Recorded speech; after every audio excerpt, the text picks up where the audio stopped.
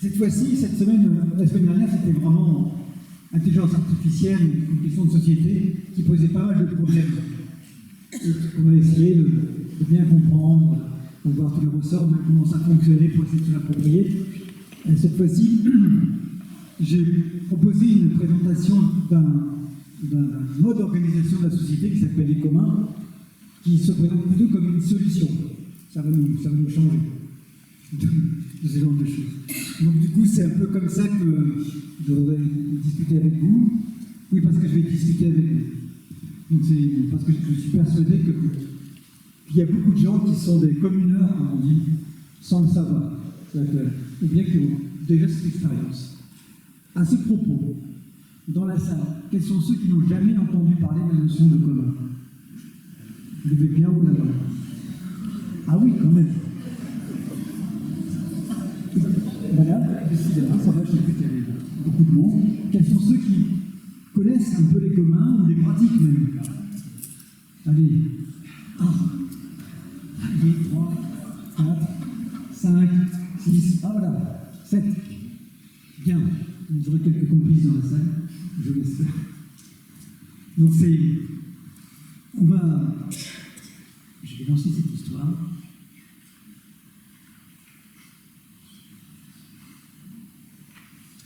Donc alors, les communs, notez le S.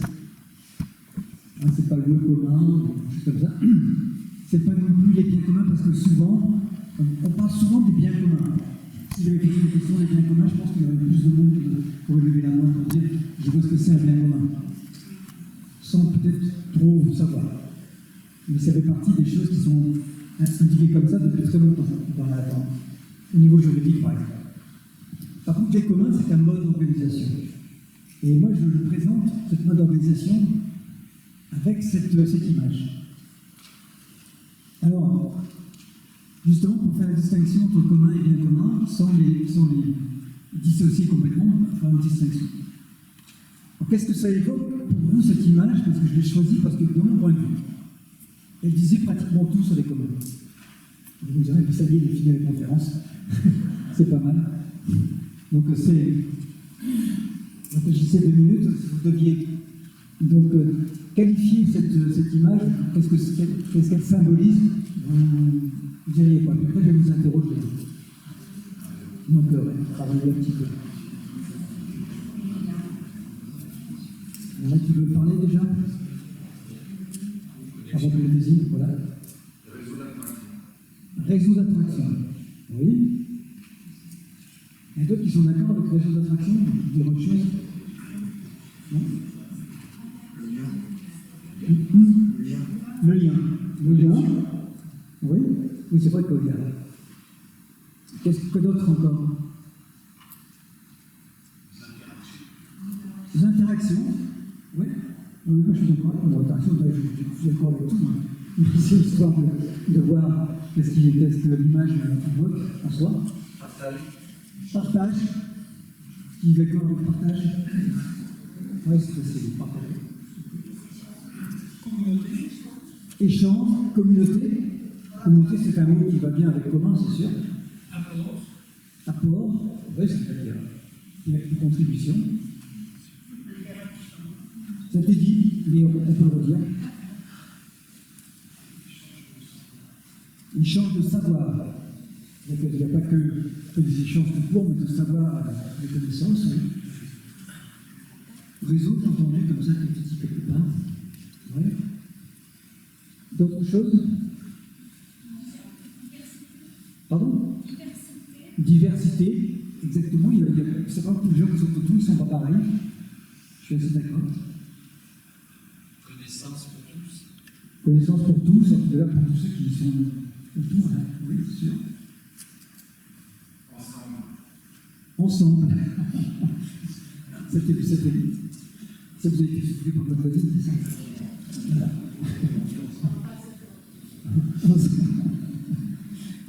Ensemble. Oui, ce mot ensemble est intéressant parce que c'est à la fois ensemble, mais c'est chacun aussi individuellement. Vous allez voir que les communs, c'est à la fois collectif, mais l'individu y est représenté. C'est-à-dire qu'on essaie de ne pas opposer l'individu et le collectif. Que les intérêts individuels, les intérêts collectifs doivent converger. Et c'est peut-être la chose la plus intéressante à retenir. C'est quand on arrive à faire cette alchimie dans lequel, dans un collectif, tous les individus qui composent ce collectif, ils trouvent leur intérêt, le collectif il va être drôlement solide. Et c'est le collectif qui va profiter, qui va profiter de cet état d'esprit. Donc le collectif va en profiter et chacun en profite. Si cette alchimie ne fonctionne pas, on aura un problème. Parce qu'il y en a certains qui vont être exclus, et qui est contraire à ce qu'ils disaient ensemble tout à l'heure. Si quelqu'un est exclu, c'est qu'on a un problème. C'est comme si on les excluait de la communauté. Dans notre cas, il peut y avoir aussi des gens qui vont prendre le pouvoir. Et qui vont dire, non, en fait, je suis responsable de ce truc, et à ce titre-là, j'ai le droit de faire ceci et cela, et ça, on va discuter vraiment avec les autres. Si ça part comme ça, il va y avoir des intérêts qui vont se distendre, et le collectif va probablement péricliter, parce que sa solidité communautaire ne marche pas. Donc il n'y a pas de chef, on voit bien que tout le monde est autour là. Il n'y a pas quelqu'un au milieu, il n'y a pas de chef d'orchestre, mais il y a quand même un orchestre. Et que les gens doivent jouer la même partition en nouvelle. Donc moi j'aime bien ce dessin parce que vous voyez, les liens qui sont tissés ne sont pas liés de chaque individu à tous les autres. Il y a le but qui va à un endroit, chacun participe à la trame du tissu qui tiennent ensemble, mais pas forcément pour les mêmes choses. Donc il va y avoir une grande diversité, comme ça a été dit, de contributions, sans que ça pose un gros problème. Chacun n'a pas le même rôle, tout le monde n'est pas avec la même fonction, il n'aura pas la même implication dedans, mais chacun va avoir une contribution et une rétribution. Les deux. Parce que si on n'est jamais rétribué, d'un moment, on est fatigué. Si on ne fait que contribuer. Et puis il y en a certains qui pourraient bien contribuer sans contribuer aussi. Ça peut arriver. Donc ça ne marche pas non plus. Donc cette histoire de variabilité à la fois des personnes et des relations interpersonnelles, on ne connaît pas tout le monde forcément. Mais on sait qu'on peut connaître tout le monde, qu'on peut avoir des relations avec eux et qu'il y a une communauté qui se monte.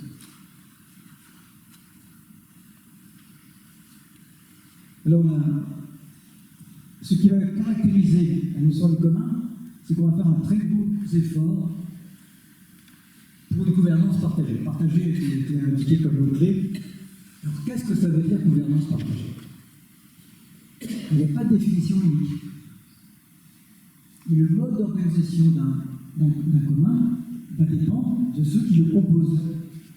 De la manière dont ils se mettent d'accord au tout départ sur la manière de gouverner.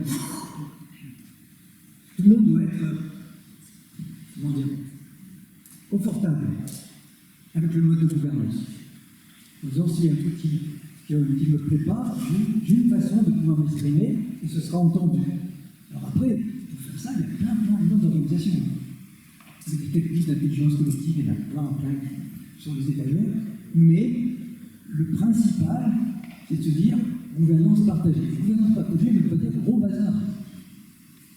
Parce qu'on se dit, alors là, si tout le monde donne son avis, alors c'est mort, on n'arrivera jamais, de toute façon, ça, laisse tomber. Comme si, parce qu'on est très très habitué aux organisations hiérarchiques.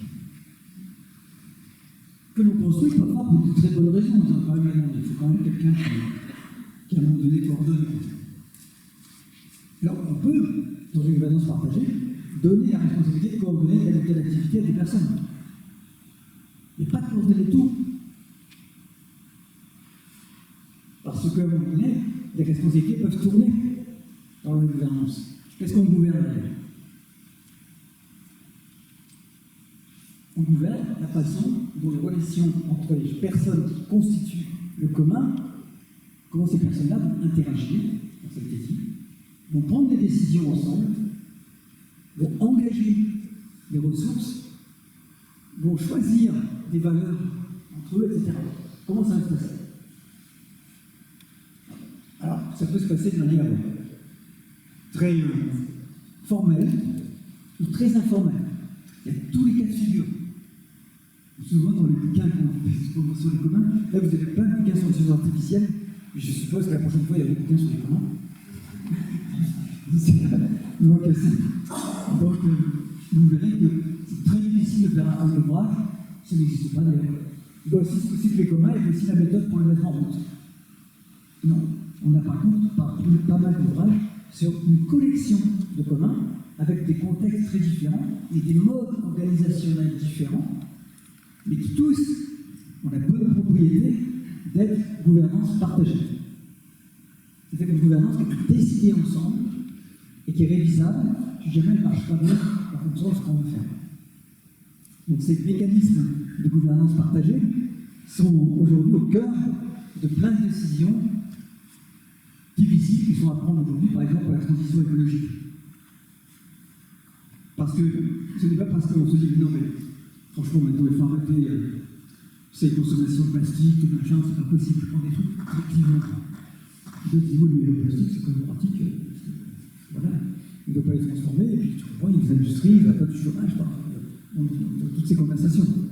La question c'est pas quelques spécialistes qui vont dire voilà ce qu'il faut faire, et c'est tout, point barre.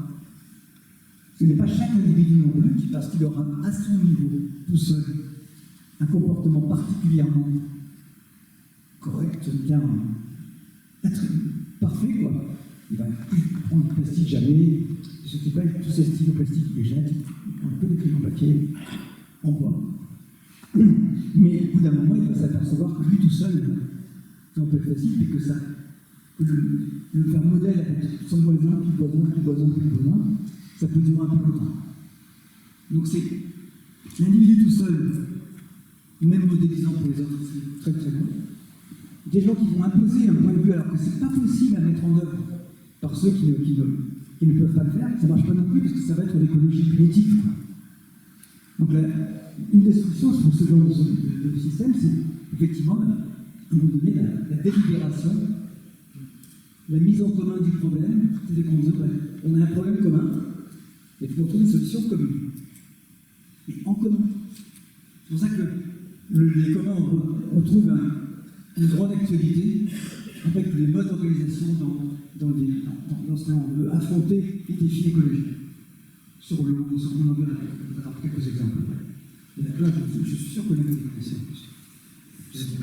Donc cette gouvernance partagée, on dit que c'est ça la principale différence avec d'autres modes d'organisation, qui peuvent être des organisations très hiérarchisées, voire personnifiées, on est patron, c'est même plus une hiérarchie, c'est souverain.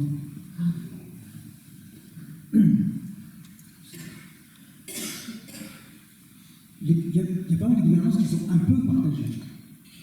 Là, c'est radical. C'est ça qui est différent aussi. C'est pas juste on ne demande pas l'avis comme ça pour savoir, bien après on décide.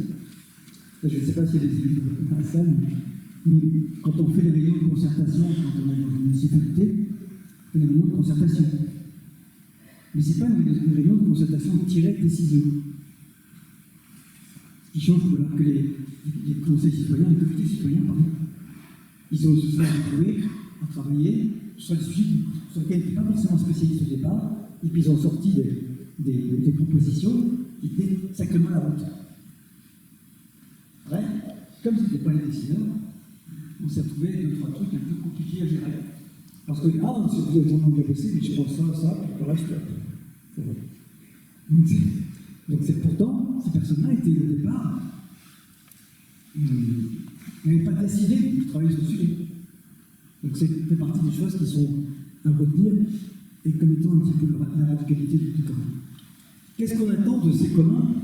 Et j'ai du mal à trouver l'image. Donc je ne suis pas sûr que l'image soit extraordinairement adaptée au truc. J'ai marqué ici, demander aux gens qu'est-ce qu'ils montraient comme image à la place. Donc si vous avez une idée d'une image qui soit un peu plus performante pour lui donner cette idée de robustance résilience, comme ça j'ai mis un arbre très costaud, mais tout le monde sait que les arbres très costauds, parfois ils sont moins costauds qu'un roseau. Si vous connaissez la fontaine. Donc c'est pour ça que la robustesse et la résilience. Qui pourrait me donner une définition de robustesse? Attention, je vais désigner quelqu'un. C'est la capacité d'un matériau à résister à une contrainte. Oui, c'est pas mal. Et à part cette définition qui est tout à fait correcte, hein, il y a un tout petit peu en mécanique, mais de toute manière, c'est un peu général. Quand on dit qu'un dispositif est robuste, un dispositif social, par exemple. Ça pourrait aussi, il va résister aux contraintes économiques, par exemple. Aux contraintes sociales, aux contraintes spatiales, tout ce qu'on va. C'est un dispositif qui va résister à des environnements qui vont varier dans le temps et que lui va quand même persister. Et la résilience, on en parle souvent, on parle de résistance, résilience. La capacité à rebondir après un événement. Ouais, ça c'est plutôt le roseau. La robustesse, ça pourrait être le chêne, parce qu'il a un petit peu résisté quand même à la poids, des choses comme ça. Et la résilience, c'est que, hop, on court. Donc à un moment donné, on peut même être plus tellement capable d'agir, mais quand la contrainte disparaît, le système a gardé sa capacité à redémarrer. Donc c'est deux propriétés qu'on cherche à obtenir justement pour la vie. Nous, on aimerait bien que la vie puisse continuer. Et on a un problème, c'est qu'on n'est pas certain qu'avec les conditions dans lesquelles aujourd'hui on a exploité tout notre environnement, que les conditions nécessaires à la vie, en général, à la vie humaine en particulier, puissent continuer à être réunies dans la suite. Donc la question, c'est que si on construit un collectif pour gérer en commun quelque chose, même si les gens s'en vont, même s'il y en a qui reviennent, même si l'environnement fiscal, l'environnement économique change, le système doit pouvoir résister et continuer parce que le bien commun aura été veillé par ce commun humain. Donc c'est une des propriétés qu'on cherche de cette organisation. C'est qu'elles ne vont pas s'écrouler parce que il y a donc, un ministère qui va tomber.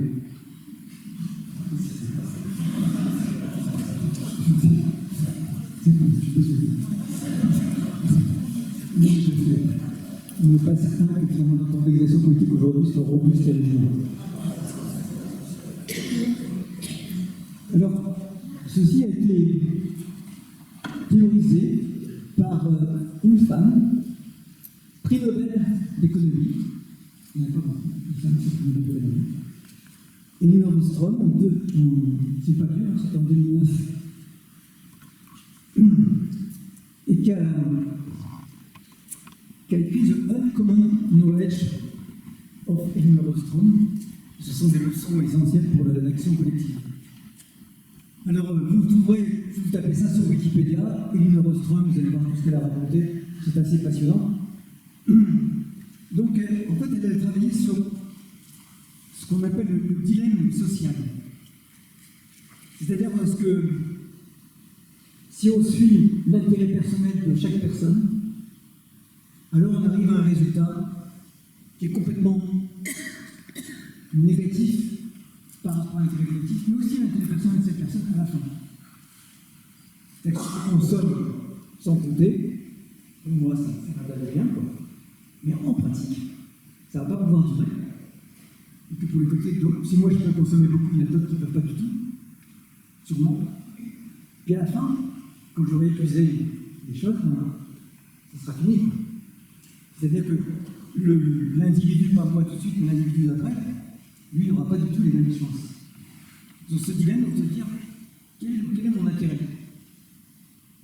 Je prends mon intérêt individuel d'abord, ou bien intérêt collectif, ou bien quelque chose justement qui associe les deux. C'est-à-dire que lorsque je pense à quelque chose qui pourrait être pas mal pour moi, je me dis oui, mais je réfléchis au sens propre du terme. Je regarde ce que je fais, quoi. Je me dis, mais est-ce que ça va être bien pour moi dans une autre situation ou ailleurs? Non, pour le collectif. Parce que tous les autres ce sont des autres moi. Tout seul, je n'existe pas. Ce sont les autres. Et les autres me ressemblent, normalement. Donc leur intérêt à eux, c'est comme mon intérêt. Mais pas décidé, je ne sais pas par quelle théorie, par le fait qu'à un moment donné, je peux faire cette empathie. Soit vers l'autre qui est à côté de moi, soit l'autre à venir. De ce type-là. Donc c'est pour ça que ce dilemme est un dilemme philosophique qui date depuis très longtemps, étudié par tous les philosophes. Il est appris avec la dimension économique. Donc comment ça se passe? Pourquoi est-ce qu'économiquement c'est aussi vrai? C'est pas juste moral. Donc elle a étudié ce dilemme social dans le domaine des ressources communes. L'eau, les forêts, les pêcheries, toutes les choses à l'évidence, parce que là c'est évident ce que je veux dire, ne peuvent pas être appropriées par quelqu'un directement. Pourquoi que les forêts, on va bien finir. Non, c'est idiot. Parce que la forêt respire, et toute sa fonction donc, de biodiversité et de production d'oxygène, de capture de CO2, c'est pour tout le monde. Hein. On est bien d'accord? Et l'eau, quand l'eau passe à l'hiver, on a du mal à juste la capter parce qu'à l'époque, c'est plus la même, c'est plus la même, c'est plus la même. Donc c'est. Sauf si on fait un barrage. Tous ceux qui sont en dessous sont plus hauts. Ou bien si je pompe l'eau, je peux prendre des exemples. Et les pêcheries, c'est un cas particulier de métier dans lequel les pêcheurs vont sur l'eau et les poissons ils bougent. J'ai remarqué ça. Donc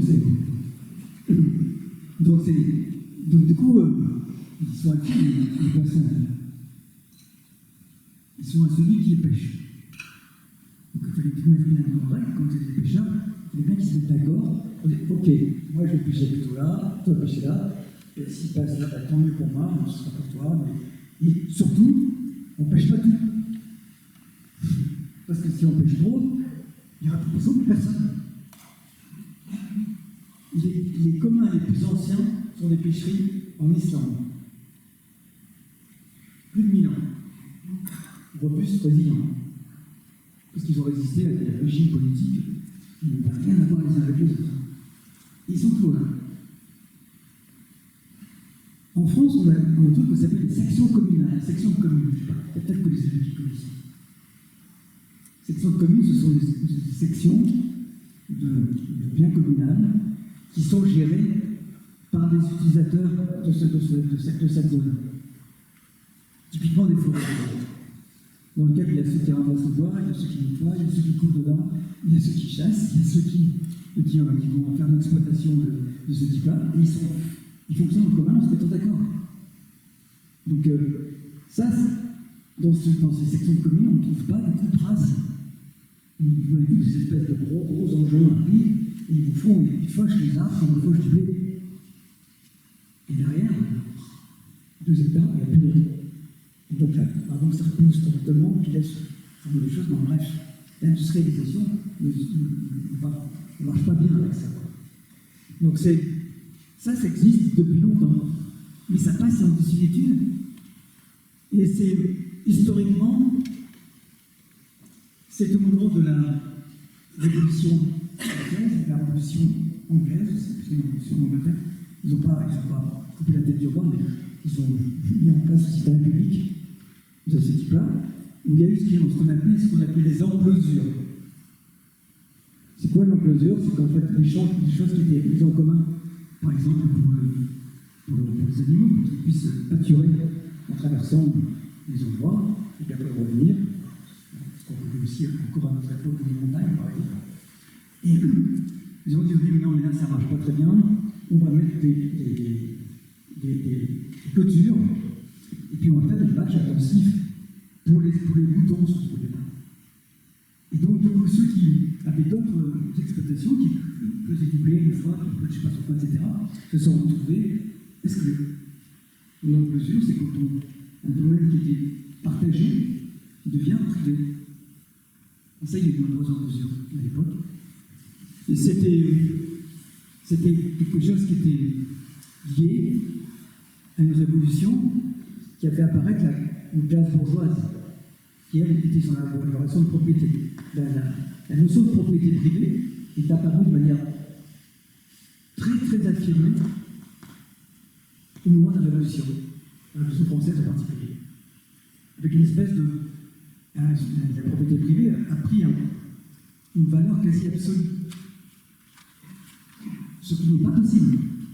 Si vous êtes propriétaire de quelque part, si vous décidez de polluer votre propriété, de massacrer tout ce qu'il y a dedans, etc., en fait, c'est votre propriété, mais tout ce qui est vivant dans cette propriété, tout ce que vous êtes capable de pouvoir faire, ne vous appartient pas, c'est pas possible. Parce que là, vous obéissez à la capacité des autres à continuer à vivre. Mais ça, c'est très, très, très compliqué. C'est toujours un gros problème maintenant. C'est-à-dire que la propriété privée, c'est une des façons de gérer la société. En se disant, justement, les intérêts privés de chacun, par la concurrence, par le fait que les choses vont se réguler par elles-mêmes. Alors, comme tout peut être régulé comme ça, on a mis aussi le public. Alors, le public, c'est plutôt ce qu'on appelle le pouvoir souverain. Souverain qui est pour nous. C'est-à-dire parce que c'est pas forcément le public, un souverain, ça peut être n'importe quel pouvoir, qui à un moment donné a une autorité sur l'ensemble de la population, avec un pouvoir de police, pour réguler le comportement. Réguler aussi le comportement des propriétaires, éventuellement. Mais le comportement de tous les autres qui ne sont pas propriétaires. Parce que tout le monde n'est pas propriétaire. Donc ça, ce qu'elle a proposé, c'était... Non, pas proposé parce que ça existait. Elle a mis en évidence que finalement, quelque chose qui se situait avec un mode de gouvernance qui n'était ni croire à la loi de la régulation universelle par la propriété privée, ou bien ni le fait s'il y a un contrôle souverain avec un souverain qui est éclairé par la démocratie, ou éclairé par ce qui est très fort, ou éclairé parce qu'il y a le pouvoir de ce type-là, régulant, ou bien en fait il y a cette organisation en commun. Et elle a démontré dans son prix Nobel, en étudiant tout un tas de situations dans lesquelles le mode d'organisation en commun s'était démontré beaucoup plus intéressant pour la société à terme que les autres modes d'organisation. Ils ne sont pas exclusifs. Il ne s'agit pas de remplacer la propriété privée complètement, ou de supprimer l'État, mais de permettre à un mode d'organisation qui est intermédiaire, qui fait l'articulation, qui permet dans des situations dans lesquelles les autres sont en échec, de continuer à se développer.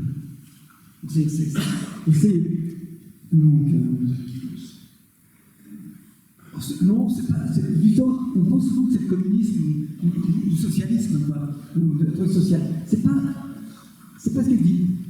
Ce mode économique qui on ne peut pas classer comme par exemple marxiste ou anti-marxiste.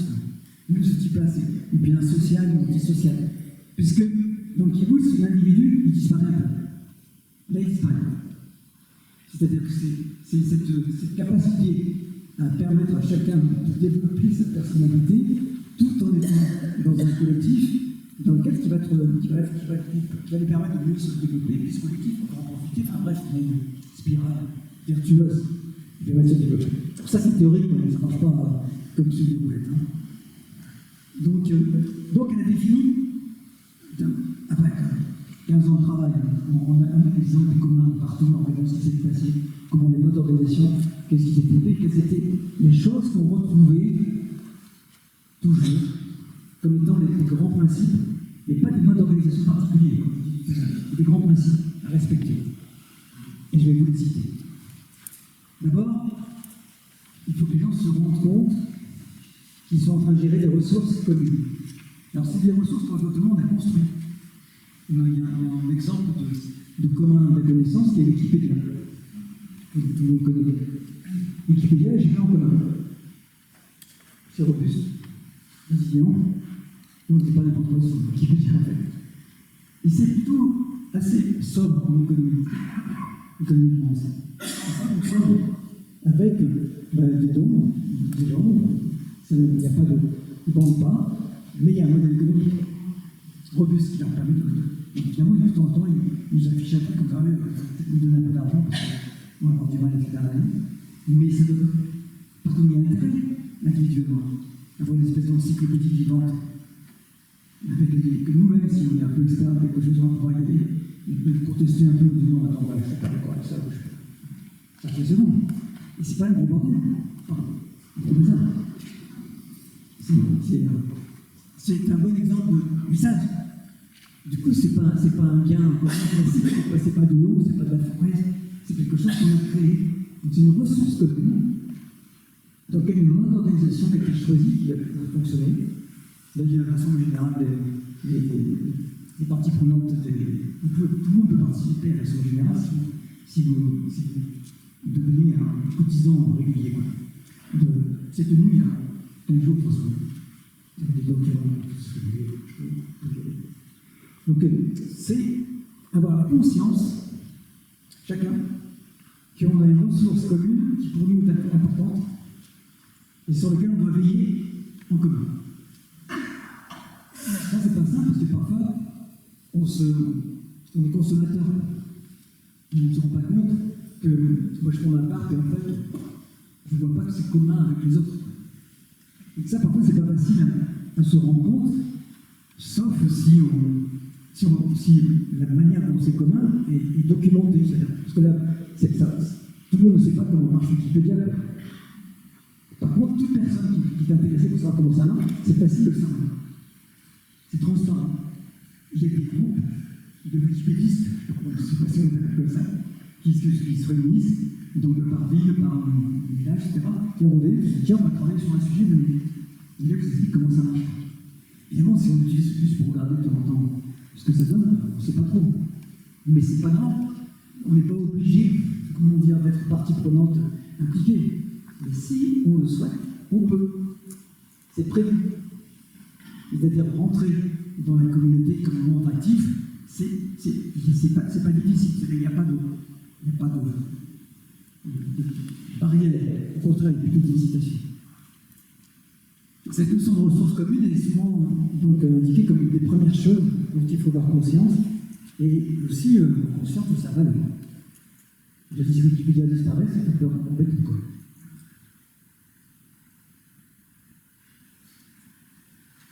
Ensuite, il va falloir qu'on se mette d'accord sur les règles. Parce que, comme je vous ai dit, c'est pas, ouais, il y a qu'un faucon et ça marche. Bon, ça marche pas du tout. Il y a beaucoup de gens qui veulent dans membre d'association ici. Qui n'est pas dans une association? Il n'est pas dans une association. Je vous encourage à y aller, parce que vous êtes comme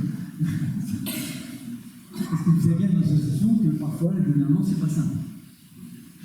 Que parfois, si vous trouvez le successeur du président, d'ailleurs, lui, parfois, il n'est pas remplacé, parce qu'il se sent irremplaçable, ainsi de suite. Enfin, c'est tout ça. Qui veut trésorier? Voilà, c'est typique. À un moment donné, mais aussi, bon, j'ai l'impression que personne ne s'est porté volontaire de faire ça, qu'est-ce qui se passe? Donc, les règles et les engagements, c'est un truc qu'on va construire progressivement. Parce que départ, quand on construit la communauté, il ne se connaît pas encore. Donc, c'est très difficile d'écrire à l'avance comment on va travailler. Alors, on est bien obligé de dire comment on va travailler. Mais il faut savoir que c'est révisable. Parce qu'on va s'apercevoir, ah oui, on a pensé qu'on faisait ça, mais en fait, aux réunions, il n'y a jamais personne, donc on va peut-être faire autrement. Ça veut dire qu'à un moment donné, c'est vivant. Parce que c'est pas.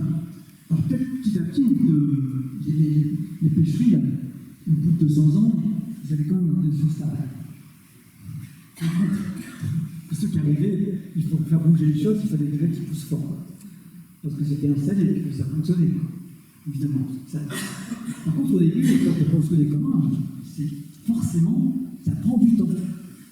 Et ça, règles et engagement, c'est un truc qu'il faut se dire, ok, parce que si j'ai pas de règles, si je ne sais pas à quoi je m'engage, et que les autres se disent qu'on m'engage pour une règle, donc on fait des chartes de ce type-là. Mais la charte doit être vraiment plastique. Et que lorsque les communautés commencent à avoir trouvé vraiment leur mode de fonctionnement, et à condition que l'environnement ne change pas trop. Si l'environnement change, on est des roseaux, il faut changer les règles de cette façon pour pouvoir résister au changement. Donc ça fait partie du job.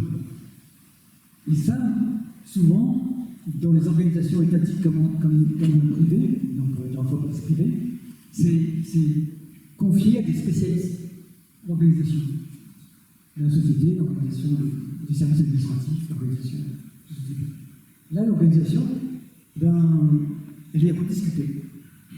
Alors, forcément, il faut qu'il y ait aussi dans les règles le fait qu'il ne faut pas faire de troll.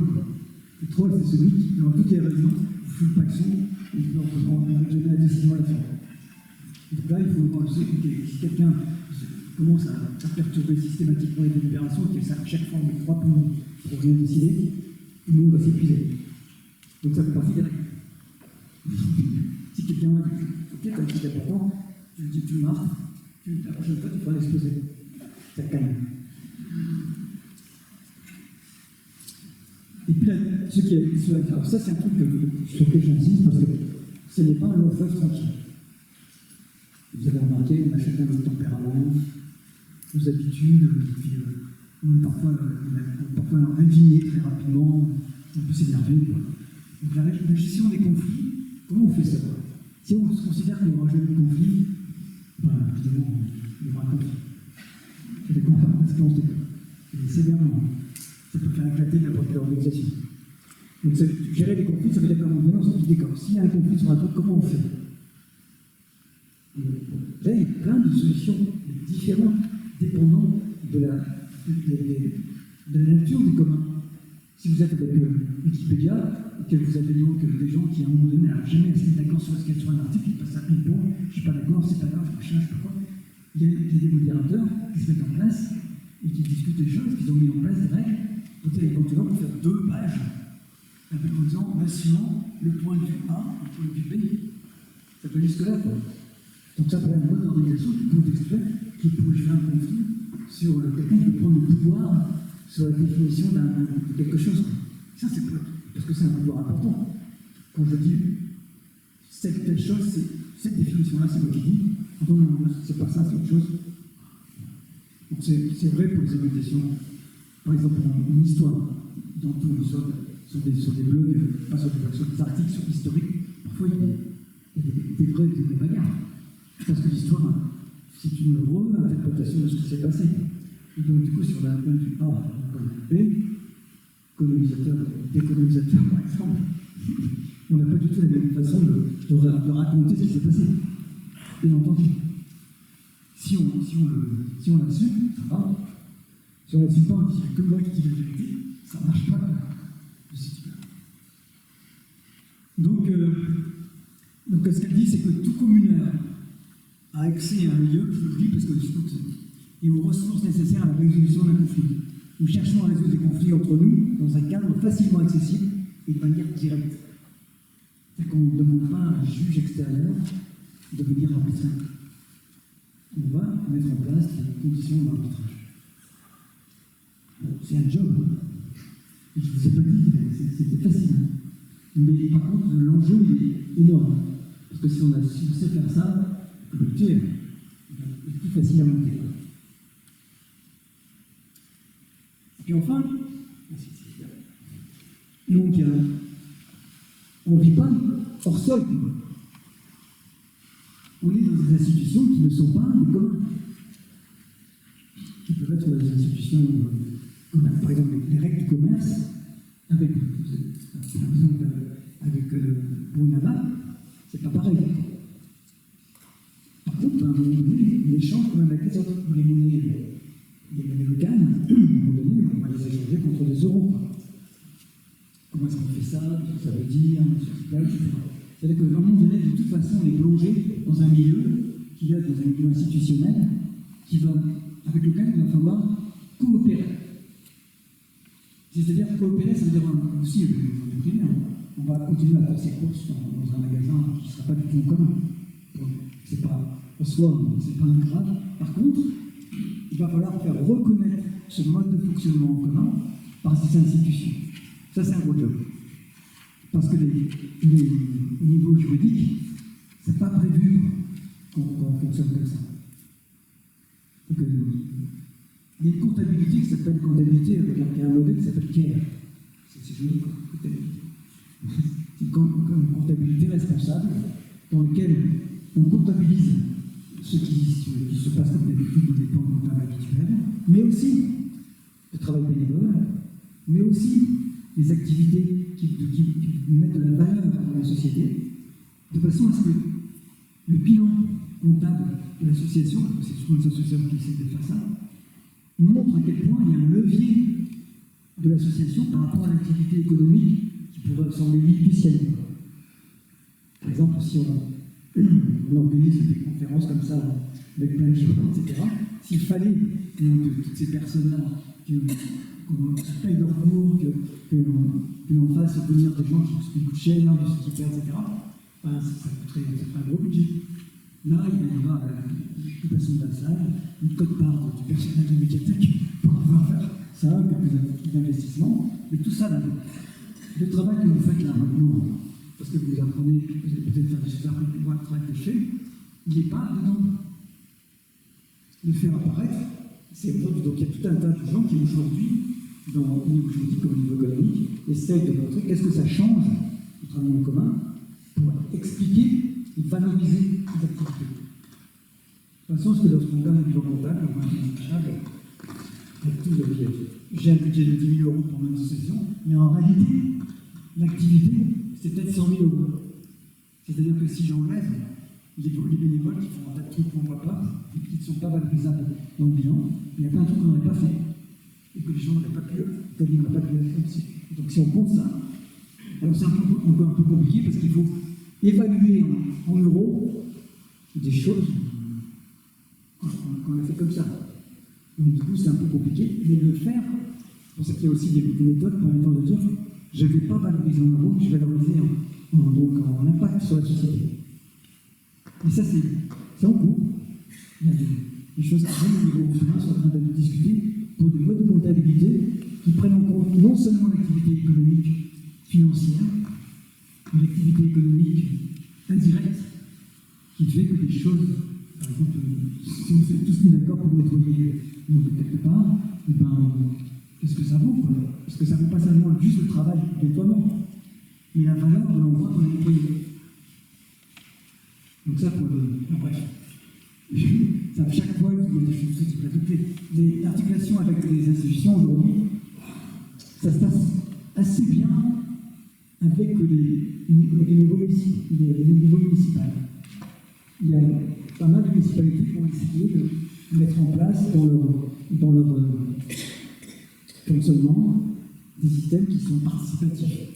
C'est-à-dire qu'il y a une partie de leur capacité d'agir qui mettent donc en discussion avec la population. Pas beaucoup, une partie. Et puis de certaines municipalités, même beaucoup plus loin. Elles ouvrent le conseil municipal sur des questions à tous ceux qui veulent bien discuter, puis de manière directe ou indirecte, considèrent les décisions. Il n'y en a pas beaucoup, il y a quelques-unes, il n'y en a pas beaucoup. Mais c'est difficile, parce que les législations n'est pas encore là. Donc il y a des travaux dans ce sens-là. Avec le privé, c'est les fondations qui commencent à fonctionner un petit peu en commun comme ce type.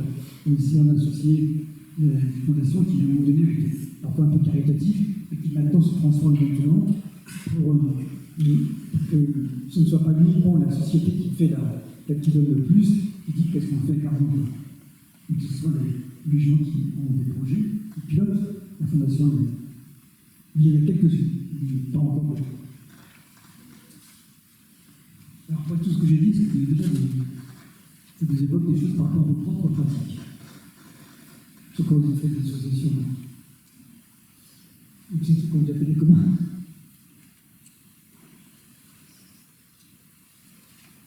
Qu'est-ce qu'il veut dire? Vous avez l'impression d'avoir participé à des choses qui ressemblent à ça? Ah, là-bas, je trouve qu'il y a une notion. Il y a une notion dans les communs qui est, là on parlait de robustesse, et c'est de remettre de l'huile dans les rouages. C'est un peu Olivier Amand, je ne sais pas si vous connaissez. Olivier Amand qui a écrit La troisième loi du vivant. Bon, c'est un peu disparate, mais la question de la robustesse, c'est aussi la question de l'adaptation, et comment on remet un peu de nous dans les articulations pour pouvoir mieux s'adapter. C'est pas, ça, je trouve que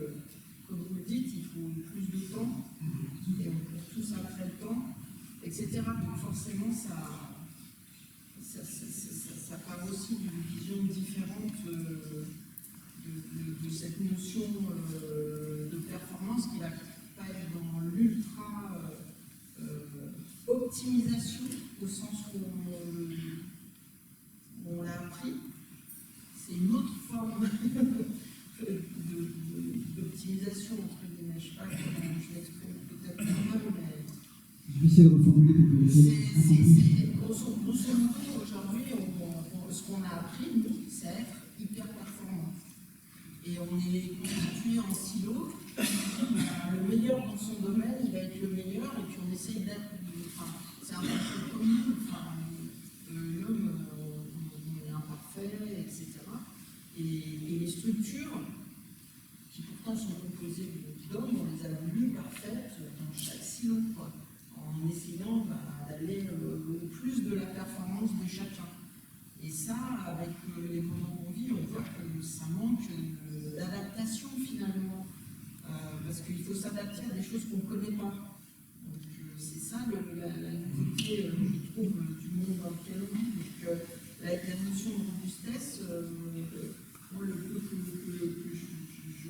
je la vois ou que je peux la vivre, c'est aussi effectivement de se dire on accepte ce qu'on peut considérer comme une perte de temps dans un certain modèle, et finalement un gain pour l'organisation et la robustesse de l'organisation dans un autre modèle.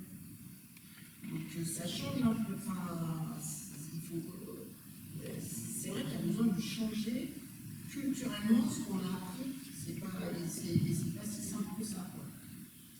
Donc c'est vrai que cette notion de performance est souvent liée à la notion de vitesse.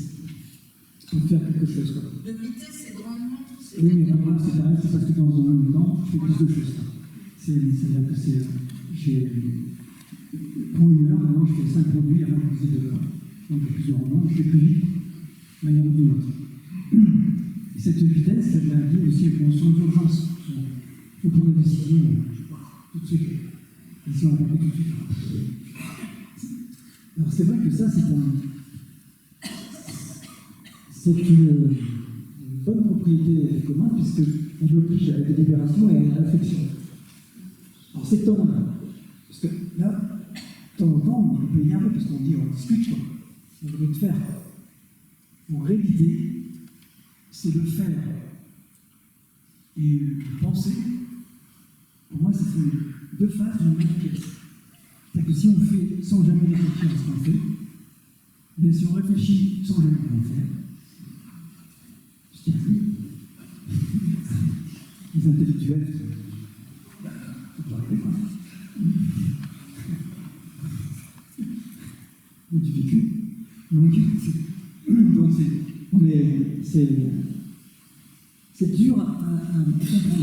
C'est pour ça que ce que j'appelle la réflexivité, c'est de se dire que de temps en temps, réfléchir au sens propre, quand on fait quelque chose, prendre le temps de dire qu'est-ce que je fais, quoi, au sens de la valeur. Quelle est la valeur de ce que je fais? Et cette valeur, étant discuter avec l'autre, parce que tout seul, on ne peut pas dire ce qu'il y a de valeur. On peut avoir un plaisir individuel, comment dire, un désir individuel, mais déclencher, rester tout seul pour dire qu'est-ce qu'il y a de la valeur, c'est très, très, très, très difficile. Je crois que c'est impossible. Donc du coup, c'est pour avoir des intuitions, parce qu'on a une interaction avec les gens, et de dire que ça se passe mieux quand cette valeur-là se développe, et que cette valeur-là, c'est quoi? Qu'est-ce que je m'en fais? Et dans la période où nous cherchons à désigner d'un point de vue éthique, qu'est-ce qui serait bien de faire, en gros, qu'est-ce qui va avoir de la valeur, mais aujourd'hui, c'est pas de soi. Ce n'est pas des choses qui nous appliquent, qui étaient des valeurs économiques, par exemple, se sont révélées des non-valeurs écologiques, parfois. Plus on produisait de manière industrielle, de manière plus extraordinaire, extractiviste, pire c'était pour la production. Donc pourtant, d'un point de vue de la valeur économique, c'était intéressant. Je trouvais du pétrole, c'est une valeur économique extraordinaire. Maintenant, je trouve du pétrole, j'ai dit, oui. Par contre, je peux toujours avoir ma voiture. Ça va pas tout de suite. C'est pour ça que la connaissance, La notion d'adaptation, elle est double. On doit s'adapter à l'environnement, parce que l'environnement, il n'est pas toujours capable de s'adapter à ce que nous faisons. Aujourd'hui, c'est comme une espèce de parcours bizarre. Jusqu'à il n'y a pas si longtemps que ça, que ce soit un siècle et demi, finalement, la nature s'est adaptée au fonctionnement humain. C'est que ça, voilà, c'était pas.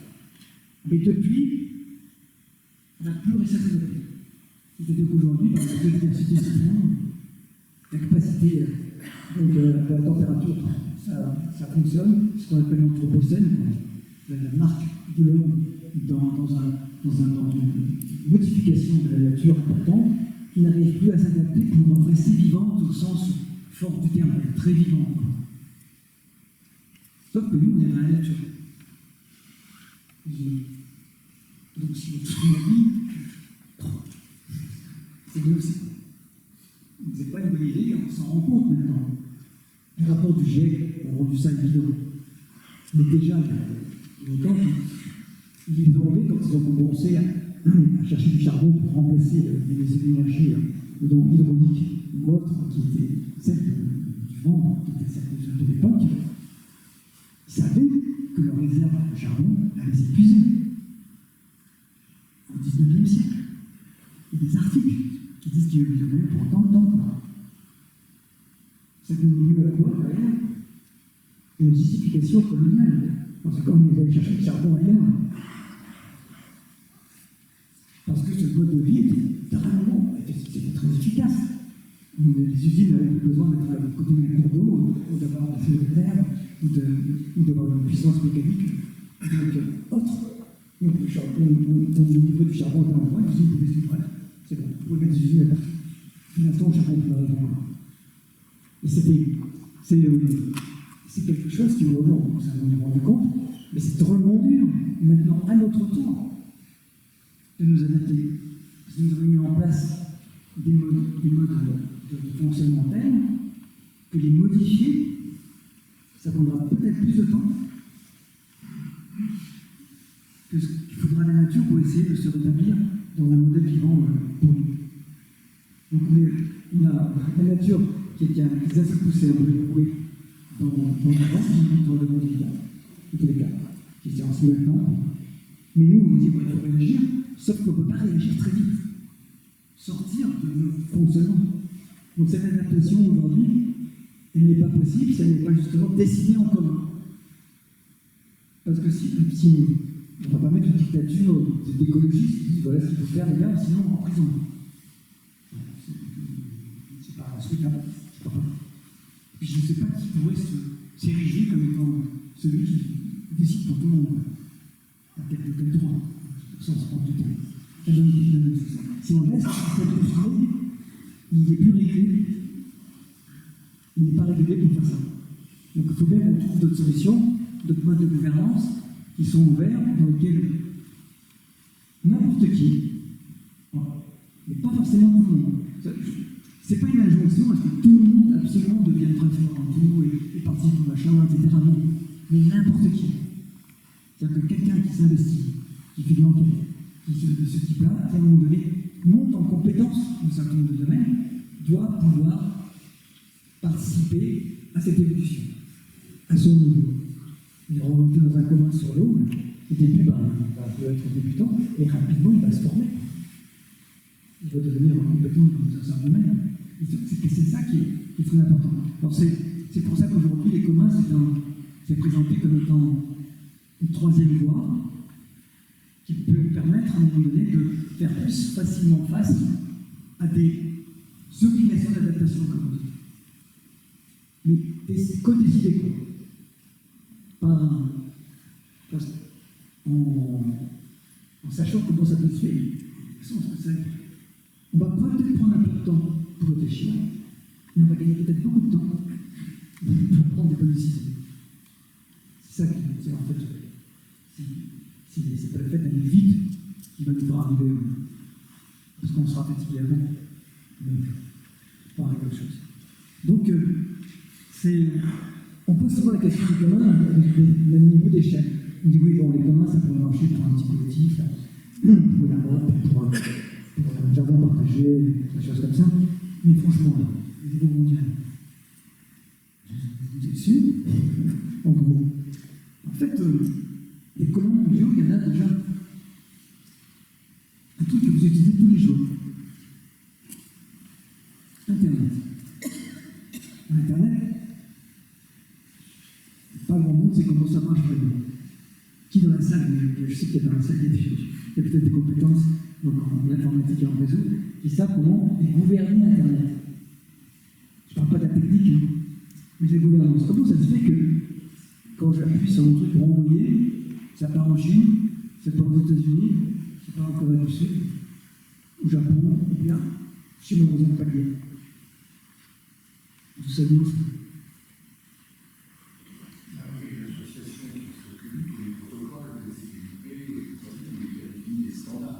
Voilà, il y a l'IETF, il y a l'EDF, il y a 5-6 grandes organisations internationales qui sont organisées en fait en commun. Alors c'est des communs qui rassemblent des représentants du pays, mais pas plus que ça, des universitaires, des entreprises qui participent du région, des associations qui sont créées, qui sont des experts dans le domaine, et qui se retrouvent de manière non souveraine, c'est-à-dire que ça n'appartient pas à un pays. Alors, j'exagère un peu parce que c'est beaucoup aux États-Unis. Mais ça, c'est presque historique. En réalité, aujourd'hui, la Chine aussi là-dedans. Mais la Chine ne peut pas imposer son point de vue, parce que sinon, si elle impose son point de vue, un web chinois, un web américain, un internet, c'est terminé pour être plus communiqué. Or, l'organisation de notre, comme celle des entreprises, repose aujourd'hui sur cette capacité de communiquer de manière non contrôlée. Et pas de parler à douanière. Alors, de temps en temps, si, bien sûr, dans un pays, quand ils ont fait un sale coup, un coup d'État, un truc comme ça, ils ferment Internet. Comme ça, on sera un peu tranquille. Pas tant que ça. On passe par les satellites, ça revient, ils n'y arrivent pas. Même les Chinois sont pas ravis. Parce que, voilà, pour l'instant, les satellites ne sont pas encore strictement gérés par eux. Mais aujourd'hui, donc ces communs-là, c'est pas vous, c'est pas moi qui pouvons intervenir directement. Mais indirectement, oui. Vous avez des associations, vous connaissez peut-être Quadrature du Net. Vous tapez ça, Quadrature du Net sur Internet, vous verrez. C'est une association française pour le coup. Il y en a d'autres qui vous repéreront en Allemagne de partout, qui sont des espèces de lanceurs d'alerte sur justement dans ce qui est déjà fait. Parce que ce sont des experts, hein, ce type-là, mais eux, ils sont ouverts à tout le monde. Par contre, c'est un commun aussi, ce qui est passé. Et qui permettent à un moment donné de dire qu'il y a un certain nombre de règles qui sont celles des communs de l'Internet, qui sont en train d'être violées par tel ou tel pays ou par telle ou telle réglementation qui est en train de se mettre en place. Et vous avez peut-être entendu parler à la radio de la souveraineté numérique. Très étrange. Souveraineté, je rappelle l'état souverain de tout à l'heure. La souveraineté, c'est justement l'état souverain. Sauf que si l'état souverain veut gérer l'Internet, il ne peut pas. Parce que sinon, il n'y a plus d'Internet. Internet, c'est une terre networking. Ça veut dire que c'est un réseau de réseaux. Donc il y a des réseaux qui sont interconnectés des réseaux, qui sont interconnectés des réseaux, et il y a des protocoles qui permettent, comme c'est dit, à ces réseaux de communiquer entre eux librement. Et ça soulève plein de questions politiques, hein, parce que c'est financé, c'est vachement aussi. Par qui, comment, etc. Et ces règles-là sont connues. Les organisations dont on parlait tout à l'heure, internationales, qui fonctionnent en commun, publient leurs recommandations. Donc c'est vraiment une façon, c'est historique aussi, c'est développé comme ça, parce qu'au départ c'était les universités qui communiquaient entre elles, après les militaires, ils ont dit ah, ça a l'air d'être vraiment pratique, donc ils ont mis des sous. Mais comme c'était commun, ils ont pu commettre des sous. Parce que les militaires, eux, ne sont pas spécialement intéressés par un réseau où tout le monde peut parler à tout le monde. C'est pour ça que souvent, sur les terrains de guerre, ils disent aux gens, n'utilisez pas votre téléphone. Parce qu'évidemment, il y a une indication immédiate de où est-ce qu'il est. Par exemple, dans le GPS, par exemple. Donc les militaires, ils sont pour des réseaux à eux, cryptés, bien sécurisés. Quand ils donnent l'information, il ne faut pas que les autres l'entendent. C'est l'inverse de ce qui s'est passé. Donc aujourd'hui, c'est sur cette articulation avec les institutions, c'est à d'autres niveaux, mais cette hiérarchie, enfin hiérarchie, on va dire c'est plutôt des cercles concentrés, les communs, on peut le voir comme ça. On a des communs communs qui se retrouvent, tous les gens qui ont mené pour la microbiologie qui sont en coopérative, ils ont des réseaux.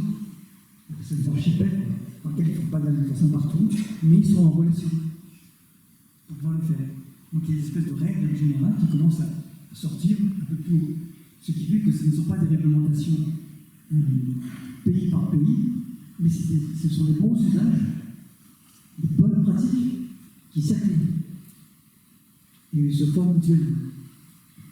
Mais ce n'est pas gagné parce qu'il ne faut pas que ce soit considéré comme de la concurrence déloyale vis-à-vis de l'industrie, je ne sais pas, alimentaire par exemple.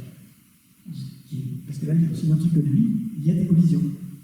Donc ces articulations aujourd'hui, elles font l'objet de beaucoup de travaux, y compris dans les parlements, qui essayent de voir comment permettre aux communs de se développer. Pour l'instant, c'est franchement difficile. Quand on arrive à un certain niveau, on a des réglementations qui ne sont pas du tout faites pour les communs, donc on est obligé de se tordre pour réussir à rentrer dans le système, pour exister. Mais ça avance. Donc, Elinor Ostrom disait, nous sommes conscients que chaque commun fait partie d'un ensemble plus vaste. C'est pourquoi différentes institutions travaillant à différentes échelles sont nécessaires pour coordonner leur gérance et pour coopérer entre eux. Je dis ça, on les nomme déjà parce que c'est la réalité. Par contre, ça ne fait pas en place tout de suite. Alors, quelques exemples. D'abord, vous allez donner quelques exemples. Vous, qui c'est est-ce qu'il y en a parmi vous qui participent à des AMAP? Est-ce qu'il y en a parmi vous qui participent à des AMAP? Est-ce que vous pourriez cesser le micro, le mettre plus loin parce que comme ça, ça va. Oui, mais ça va aller comme ça, je ne sais pas. Les AMAP. Parce qu'il y en a parmi vous qui participent à des AMAP. Si vous ne savez pas ce que c'est qu'un AMAP, c'est que vous ne participez pas. C'est des producteurs avec des consommateurs ensemble pour avoir des paniers régulièrement. Ça, vous avez cette expérience. Bon, voilà. Jardin partagé. On va partir de choses qui sont bien. Racontez-nous un peu comment ça se passe.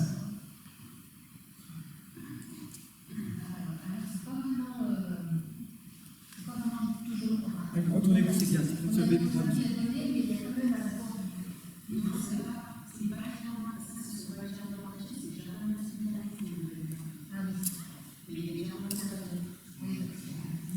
Ça y a pas mal de coup, j'appelle la solidarité, je ne sais pas.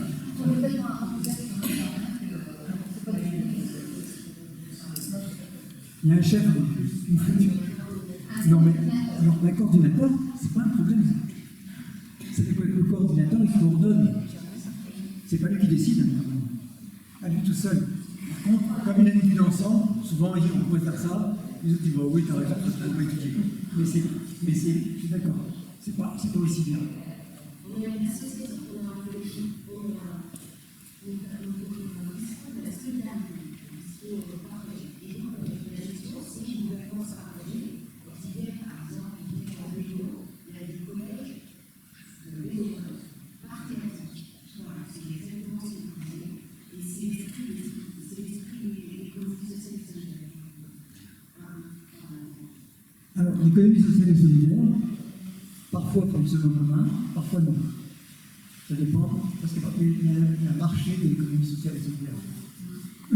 Donc, lorsqu'on va s'occuper, par exemple, de la population défavorisée, on dit qu'on fait de l'économie sociale et solidaire. En fait, on a un modèle économique qui ne les intègre pas du tout. Donc, c'est pas eux qui décident, quoi. Donc, alors qu'il y en a d'autres qui, effectivement, sont effectivement solidaires. Ils ne font pas simplement ils sont pas sur le marché de l'économie sociale et solidaire, qui est différent. Donc, la solidarité directe, ça veut dire que si on donne un exemple, j'ai pratiqué pas mal de commun avec c'est quoi ici science, vous l'avez vu au début. Ça veut dire coopérer, expérimenter autrement la science. En fait, c'est expérimenter la science en commun. Donc on fait une espèce de bureau d'études en commun, on fait des études avec les gens deviennent chercheurs, enquêteurs, moi je les appelle enquêteurs, pour que ce ne soit pas impressionnant. Mais bon, c'est une compétence, et on fait quelque chose en particulier avec ce qu'on appelle les passagers de Notre-Dame des Sauvageries. Ils sont fabriqués, parce qu'il y a ce type-là, un système dans lequel qu'on appelait Vox Lab, parce que c'était dans lequel la voix, parce qu'ils sont souvent des gens qui n'ont pas la voix, pour la matérialiser à partir d'un petit dispositif informatique. On se remet pas, je suis informaticien, donc mais qui était fait avec un tout petit processeur, un Raspberry, qui coûte 50 €. C'est pas de la high-tech, on n'a pas besoin d'une centrale nucléaire pour faire marcher. Et on le branche, et ils avaient appris à le programmer, une imprimante 3D, et on a fait des systèmes dans lesquels, quand ils faisaient une phrase, ils prenaient les fréquences de la phrase, ça c'est du traitement du signal, voilà, essayer de leur expliquer comment ça fonctionnait. Ils ont fabriqué l'objet, et il y avait, les phrases étaient dites, et en même temps, avec les fréquences, ça donnait des couleurs différentes. Ils étaient dans une main, et on a fait des dispositifs avec eux, dans un dôme, tout ça sur 2 ans. Hein. Ils étaient fabriqués, c'était eux, qui à la fin étaient designers de cette histoire, et même pouvaient expliquer aux autres comment ça fonctionnait. Alors c'était. Ça s'est arrêté, cette belle histoire, alors que pourtant on a trouvé des financements, mais parce que pour Notre-Dame des Sauvageries, c'était un atelier, comme si c'était pour occuper les sans-abri. Et là, on était un peu déçus parce que pour nous, c'était pas ça du tout. C'était une appropriation au contraire de l'activité pour en faire quelque chose pour eux, quoi. Par eux. Donc c'est pour ça que la différence, c'est celle dans le bistrot partagé, c'est pareil. C'est une responsabilité pour être prise. Quelqu'un qui au début ne sait pas faire une impression, il va apprendre, c'est ça, vite. Mais il n'empêche que il faut le faire, et à un moment donné, il va avoir une autre idée, il se reproduit, puis petit à petit, il va prendre des responsabilités. Il va devenir un acteur important. Alors, c'est pour ça que dans les communs, les gens n'ont pas tous les mêmes responsabilités à tous les moments. Mais quelqu'un qui peut évoluer, quelqu'un qui a envie d'évoluer, peut facilement le faire. Il va créer des conditions à la limite de son emploi. Nous, on a des salariés dans notre association qui ont créé des conditions qu'on puisse les payer. Donc c'était dans le domaine des tech, à l'hôtellerie. Les technologies résilientes, ça s'oppose à high-tech. High-tech, c'est l'intelligence artificielle, c'est high-tech. Et le tech, c'est quand on fait un pôle à bois, ou une éolienne qui est en met dans son jardin. Pas une éolienne, 200 mètres de haut, de ce type-là. Mais qu'on fabrique, qu'on peut réparer, qu'ils aient un système de permettant de stocker l'énergie qui peut être soutenable. On ne va pas d'ouvrir forcément des mines de lithium pour pouvoir bien marcher. Donc avec du cuivre et un aimant, ça peut le faire. Et puis une batterie en plomb, parce que le plomb, figurez-vous, c'est un truc qui est dangereux et qui se recycle très très bien. Vraiment très bien. Parce qu'en général, la batterie en plomb, il y a quasiment du plomb. Donc on n'a pas besoin de séparer les composants. Par contre, on écrit dans les batteries nickel, cadmium, lithium, quand il faut les séparer, alors qu'ils sont petits, séparés, on ne sait pas faire. Donc la réparabilité, par exemple, c'est les conditions de la robustesse, c'est pour ça que ce genre de système, c'est un peu cohérent. Donc on a des jardins partagés, pas fait partager, d'autres choses.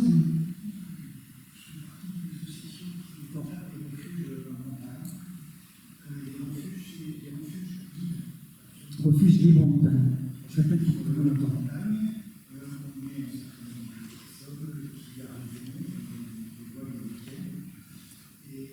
On arrive avec nos moyens, nos outils, nos compétences, nos absences de compétences, et soit on fait du nettoyage de refuge, soit on refait des tables, des chaises, des bancs, des lits, on amène des matelas, on met des propositions de bois pour l'hiver, des situations d'eau, on installe des toiles, on casse les chevilles, on met des toiles pour que c'est plus sécurisé, C'est très cousin germain, le savent bien sûr. le refuge, c'est la commission, C'est la valeur que vous défendez. et les gens viennent avec toutes leurs compétences sur ce bord, leur histoire. C'est un bon exemple de valorisation, comment dire, la valeur n'est pas là où on croit. Parce que là, il n'y a pas une valeur financière évidente. Donc vous avez quand même tous des modèles économiques individuels qui vous permettent de le faire. C'est-à-dire que soit vous travaillez, soit vous financez. S'il faut un gardien de refuge, on va peut-être le rémunérer quand même, par exemple. C'est ça, voilà. C'est pour ça voilà, c'est un modèle, c'est un exemple. Voilà, c'est un exemple ici. D'autres exemples comme ça qui vous fait penser, on se dit, ah ben oui, finalement, moi peut-être je suis un peu communal. Donc vous saviez, c'est pour ça que je vous dis un peu, il y a beaucoup de gens qui sont communaux sans le savoir, comme M. Bourdin, quand il dit la prose sans le savoir. D'autres exemples? Ou de gens que vous connaissez, hein? Allez-y. Il y a une dame derrière vous qui a levé la main.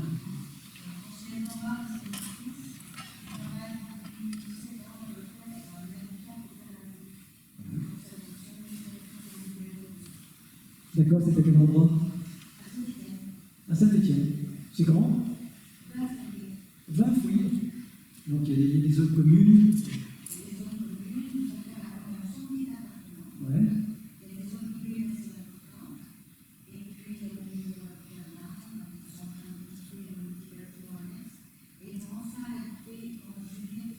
C'est un projet qu'ils ont mis combien de temps pour monter le projet? 7 ans. Oui, c'est long. Parce que le commun, maintenant il fonctionne, mais avant de trouver tous les moyens pour qu'il fonctionne, et ça aussi c'est le commun. C'est-à-dire que c'est la manière de co-construire les choses, c'est déjà le commun. Parce que toutes les connaissances qu'ils ont emmagasinées, parce qu'ils ont toujours résolu des problèmes les uns après les autres, ils ont emmagasiné les connaissances, ils ont sûrement pris le précaution de documenter cette histoire. Parce que sinon, quelqu'un qui arrive, il dit c'est pas tout ça. Quelqu'un va partir. Parce qu'au départ, dans les habitats partagés, la difficulté, c'est la durée. Quand les pionniers qui ont démarré, qui eux avaient le sentiment de la communauté parce qu'ils avaient vécu, quoi. Et ceux qui arrivent à remplacer, ils n'ont pas eu cette mise en communauté qui a été le temps de la construction. Donc là, il faut vraiment prévoir une espèce de conciergerie, je ne sais pas comment on peut appeler ça, une façon d'accueillir quelqu'un de façon à ce qu'il fasse évoluer éventuellement l'habitat partagé, mais avec lequel il n'y a pas de quiproquo sur les valeurs.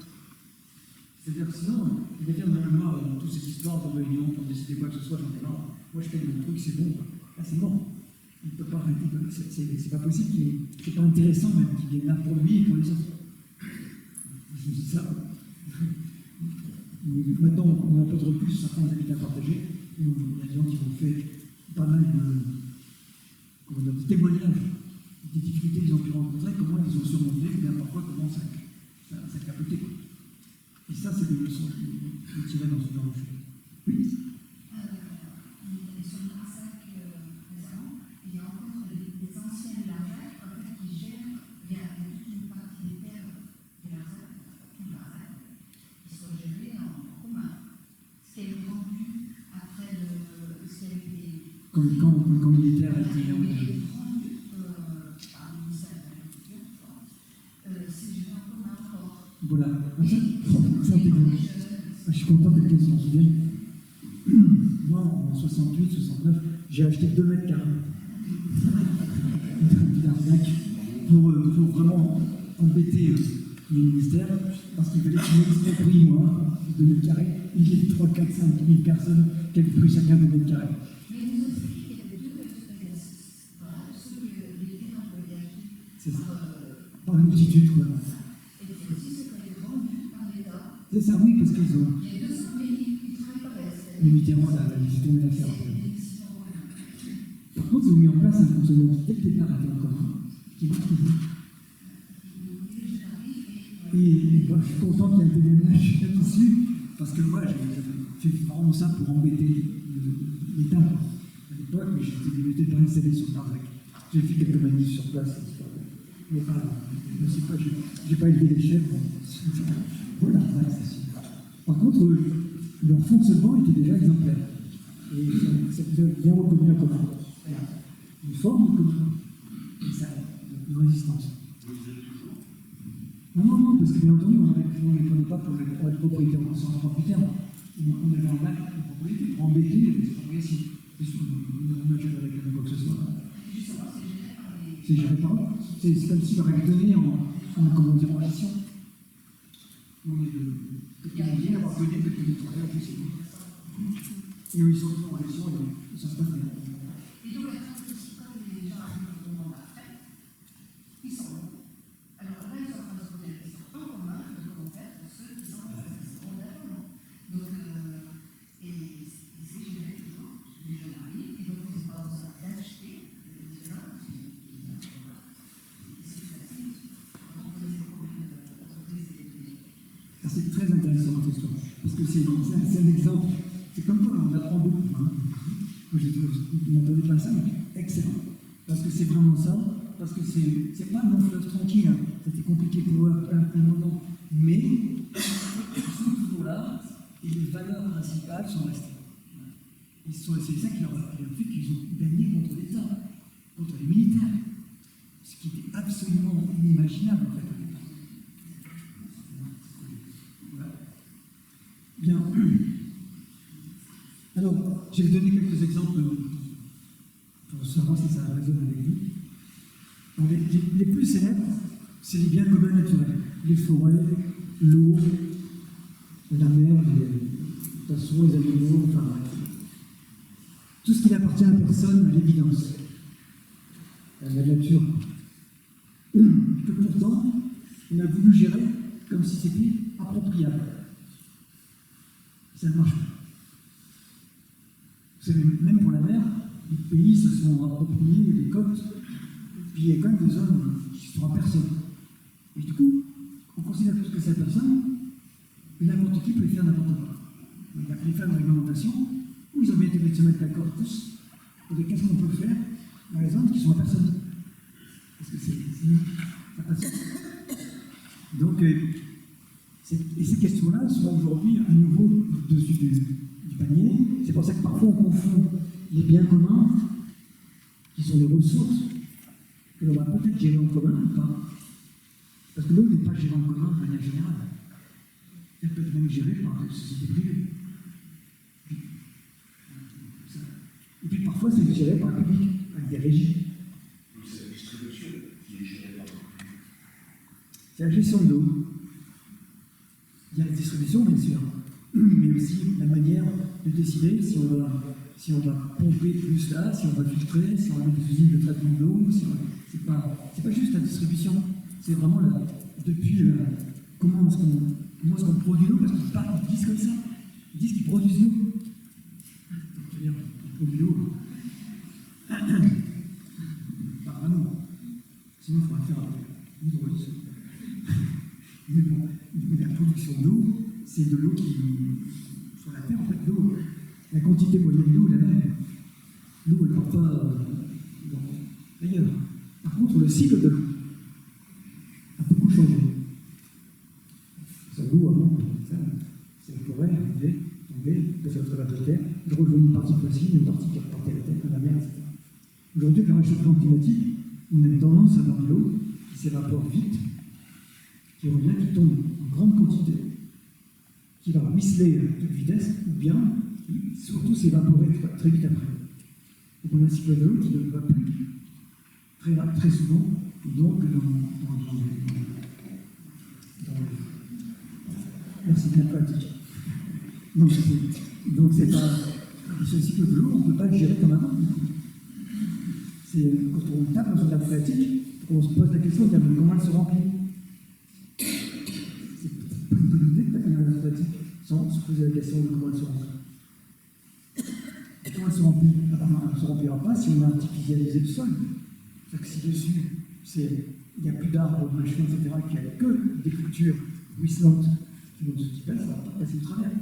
Ça va aller sur 50 cm celui-là, tout le reste. Et aujourd'hui, avec les inondations et les sécheresses, c'est ça qui nous rend fou. C'est qu'il y a des catastrophes, et il y a autant d'inondations que de sécheresses, voire dans une espèce de cycle d'examen. Et ils m'ont dit, mais que fait l'État quand même? L'État, il est dépassé. On se dit, d'autant qu'il a pris ils ont pris des risques en facilitant l'activité économique, qui avait pourtant, ça avait l'air d'être une bonne idée, quoi, de laisser inventer des usines, de construire dans des zones qui étaient. On ne se souvient pas qu'il y ait une inondation à ce moment-là. Mais comme ça. Donc, maintenant, on sait cela, mais avec les techniques, soit de l'État souverain ou de la propriété privée exclusive, on ne sait pas le gérer, au sens technique du terme. On a beau tout savoir, quoi. Mais personne n'arrive à le faire vraiment. On le voit bien, parce qu'on dit que fait l'État, les entreprises, elles sont jamais vertueuses, parce que dans leur tableur économique, si elles n'ont pas l'habitude de mettre un système qui est valeur de la biodiversité, quoi. Donc je fais monter la biodiversité. C'est pas parce que ça, c'est pas sinon être trébuchant, quoi. Je fais pas des euros ou des dollars. Ça fait de la vie, c'est pas marqué. Donc tout ce que je disais tout à l'heure sur les contacts bibliothécaires qui permettent de mettre cette chose-là dedans. Mais sauf que pour l'instant, comme eux, ils sont en faillite d'un point de vue budgétaire, mais pas d'un point de vue de la biodiversité, quoi. C'est-à-dire que on ne peut pas fermer une boîte, enfin, une boîte ne se ferme pas vraiment à la point de vue de la biodiversité. On est dans la bouche, c'est pas bon, on s'arrête les gars. Non, c'est pas vrai. Ça marche pas comme ça, ils disent, je suis désolé, mais on va continuer à travailler comme avant, parce que sinon, il faut que je licencie des gens, qu'on va fermer la boîte, et ainsi de suite. Parce que et puis, les gens sont rendus à eux-mêmes, ils sont licenciés point barre. Il n'y a pas de. Alors, cette gestion en commun de cette grande difficulté, ça semble être une façon, moi je ne crois pas que c'est pas de magie, hein, mais peut-être que de cette manière-là, on va prendre d'autres choses en compte dans la décision. Que le strict des réglementations publiques et la stricte donc, respect des lois économiques financières. Donc on est évident. Alors c'est pas. Ça, aujourd'hui on en parle pas mal, il faut parler des régies des eaux, il y a aussi des régies des forêts, également aussi, et des rivières, la pêcherie. La pêcherie industrielle aujourd'hui semble être une espèce de folie, quoi, quand on y pense. Donc, ce sont des bateaux qui vont essayer qui suivent avec leur radar des bons poissons et qui vont les prendre jusqu'au dernier. C'est absurde. Et ça, évidemment, ils ont retenu, je ne sais pas, 500 tonnes de poissons quand ils rentrent. Et voilà, et ces 500 tonnes de poissons, ça lui vont. Pour une bonne part, ils vont dans des élevages de poissons.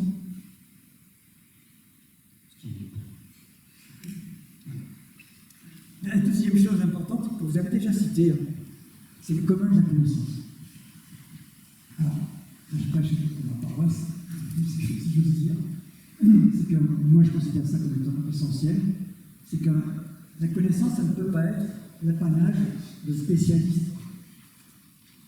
Il faut des spécialistes. Bien sûr, des gens qui vont être des experts qui vont faire des recherches très pointues sur les sujets. Mais eux, ces personnes-là, il faut qu'ils aient aussi le sentiment qu'ils sont aussi des citoyens, qui sont vivants, et que leur recherche, à un moment donné, il faut qu'ils aient l'objectif de le rendre accessible et surtout de donner envie à des gens d'acquérir ces connaissances. Et pas leur dire, non mais ça, c'est foutu pour vous, Ne commencez pas. D'ailleurs, vous n'étiez pas bon en maths. Enfin, des trucs comme ça. Moi, je dis, mais c'est. L'apprentissage chez l'humain fait partie de notre bonne propriété du monde. On est fort pour ça. Ça prend du temps. On est adulte. Mais on apprend de manière très efficace. Donc, on parlait d'intelligence artificielle la semaine dernière, et de systèmes qui aujourd'hui savent générer du texte, etc. Et ces systèmes, ils ont bénéficié de milliards de documents qui ont été écrits par les humains. Un enfant, il sait reconnaître un chien ou un chat très rapidement. Il ne peut pas regarder des milliards d'exemples pour savoir différencier un chien et un chat. Il a consommé l'énergie pour le faire manger le même. Mais c'est pas une nucléaire. Donc ça nous semble intéressant d'apprendre, je crois. Si vous êtes là, vous avez d'évidentes preuves. Si vous voulez un soir comme ça pour écouter quelqu'un en train de présenter des trucs, c'est que vous avez envie d'apprendre. Et que vous trouvez ça plutôt satisfaisant. J'espère. Après, vous allez l'utiliser pour vous, pour d'autres, pour en parler, pour en faire quelque chose, je ne sais pas. Mais en tous les cas, c'est intéressant. Ce qui est terrible, c'est quand on n'aime pas l'école. Parce que ça veut dire que là, il y a un échec de la société quand l'école n'est pas attirante pour les enfants. Il y a encore du boulot à faire. Mais c'est probablement une mode, l'éducation, tout ça, ça peut en mélanger. Mais n'empêche que les petits-enfants, les gars, ça se voit immédiatement. Apprendre, observer, enquêter. Un tout petit, il va tourner un truc, jusqu'à temps, machin, il va faire tomber, 3 fois, 10 fois. Tu vois, si la gravité, finalement, ça marche. Mais ça va on enquête, quoi. Quand on entend un truc, normalement, c'est agaçant. Alors, je sais pas, mais vraiment, c'est agaçant. Parfois, par contre, on se résigne. De toute façon, là, je comprends rien, c'est même pas la peine, quoi. Ça, c'est pire. C'est pire, mon ami. Je ne connais pas de situation dans laquelle on ne puisse pas apprendre. C'est pas possible, en fait, parce qu'on est fait pour ça. Donc, par contre, il faut que ce soit intéressant, que ce soit intéressant au sens propre du terme. C'est-à-dire qu'on ait envie. Donc, du coup, quand vous ne comprenez pas un truc, il faudrait que ça vous énerve. Et vous cherchez à dire, mais comment je pourrais comprendre? Tout seul, c'est très difficile, malgré tout ce que vous avez trouvé sur Google. Parce qu'on ne peut pas être visible, franchement. De temps en temps, on tombe sur des machins, ah ouais, d'accord, mais quand même. Par contre, discuter avec d'autres gens qui ont déjà des niveaux de compétences un peu différents de vôtres, mais avec des recouvrements, vous savez qu'ils ne vous larguent pas tout de suite. Parce que, parler avec un prof d'université, sauf qu'il faut, quand il fait l'effort de se rappeler comment il était avant d'être prof d'université. C'est dur, parce qu'on est découvert qu'il y a un truc. C'est-à-dire que ce qu'il nous raconte, on n'est pas dans un registre qui nous donne du tout. Donc on écoute et on s'observe, puis c'est tout. Donc il faut se rapprocher. Les gens intermédiaires, c'est très très important. De façon à ce qu'à un moment donné, on dit ah, je crois que je n'ai pas compris, on n'a pas tout compris, mais on a un peu plus, puis après on s'arrête, et au fur et à mesure qu'on apprend, on peut apprendre plus. Je vais te donner cette image à mes étudiants du ballon de baudruche. Vous voyez la surface du ballon. Chaque fois que vous soufflez dedans, enfin pas trop parce qu'après ça va péter. Supposons un ballon qui est éclaté. La surface de la c'est ça. Quand vous allez souffler, vous allez augmenter toute la surface. Donc vous allez pouvoir aller encore un peu plus loin. Et quand vous êtes à un niveau de connaissance, comme votre niveau de connaissance est plus élevé, vous allez pouvoir atteindre un niveau de connaissance qui est beaucoup supérieur. Et ainsi de suite. On appelle ça l'apprentissage développemental. Et dès qu'on a appris un truc, on peut apprendre d'autres choses plus facilement. Du coup, j'encourage toujours le monde, ne lâchez pas la rampe. Vous apprenez à tout moment, parce que de toute façon, une fois que vous aurez appris, pour apprendre d'autres choses, ce sera encore plus facile. Puis en plus, vous pourrez briller en société. Faire des conférences en faisant des gens, c'est ça. Donc voilà. Les communs de la connaissance, ça c'est essentiel. Je parle de Wikipédia, et donc par exemple votre expérience à vous de bureau d'études en commun, c'est qu'on produit des connaissances avec l'objectif de la valeur et l'appropriation de cette connaissance par toutes les parties prenantes. Ce n'est pas quelqu'un, on ne va pas faire une étude pour quelqu'un qui nous dit voilà c'est comme ça, maintenant on va faire ça, faites ça. Il aura compris une bonne partie des calculs. Il saura pourquoi. Pas tout, il ne sera pas un expert dans l'expression différentielle. Mais il va dire ah oui, je comprends, même intuitivement. Et après, parce que la question, si vraiment ça l'intéresse, il pourra bosser le truc pour devenir dans ce domaine-là, pourquoi pas.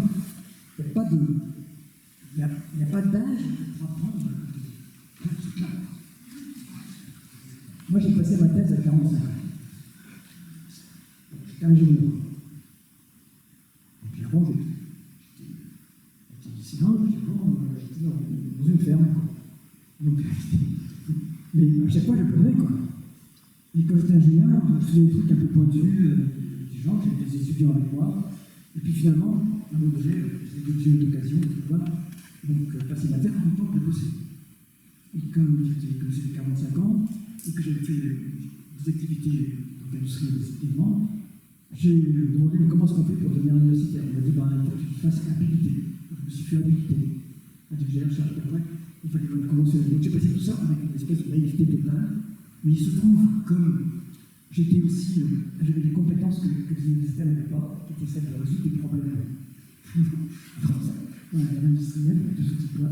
J'avais cet appétit, j'étais pris comme prof, et je n'ai jamais été ma conférence. Donc j'étais prof. Après, je rentre au CNRS. Autant dire que le directeur d'école d'orthographe, c'est bizarre. Alors, je l'ai fait, comme si, parce qu'il y avait des opportunités, une espèce de porte. Mais probablement, parce que je dis ça un peu stéréotypé, parce qu'en fait, je n'avais pas de plan. C'est qu'à un moment donné, quand j'avais une opportunité d'apprendre plus, j'apprenais quoi. Parce que c'était intéressant. Mon épouse se demandait pourquoi j'étais un peu fou, qui était un boulot, qui était bien payé, pour devenir rentrer dans l'université.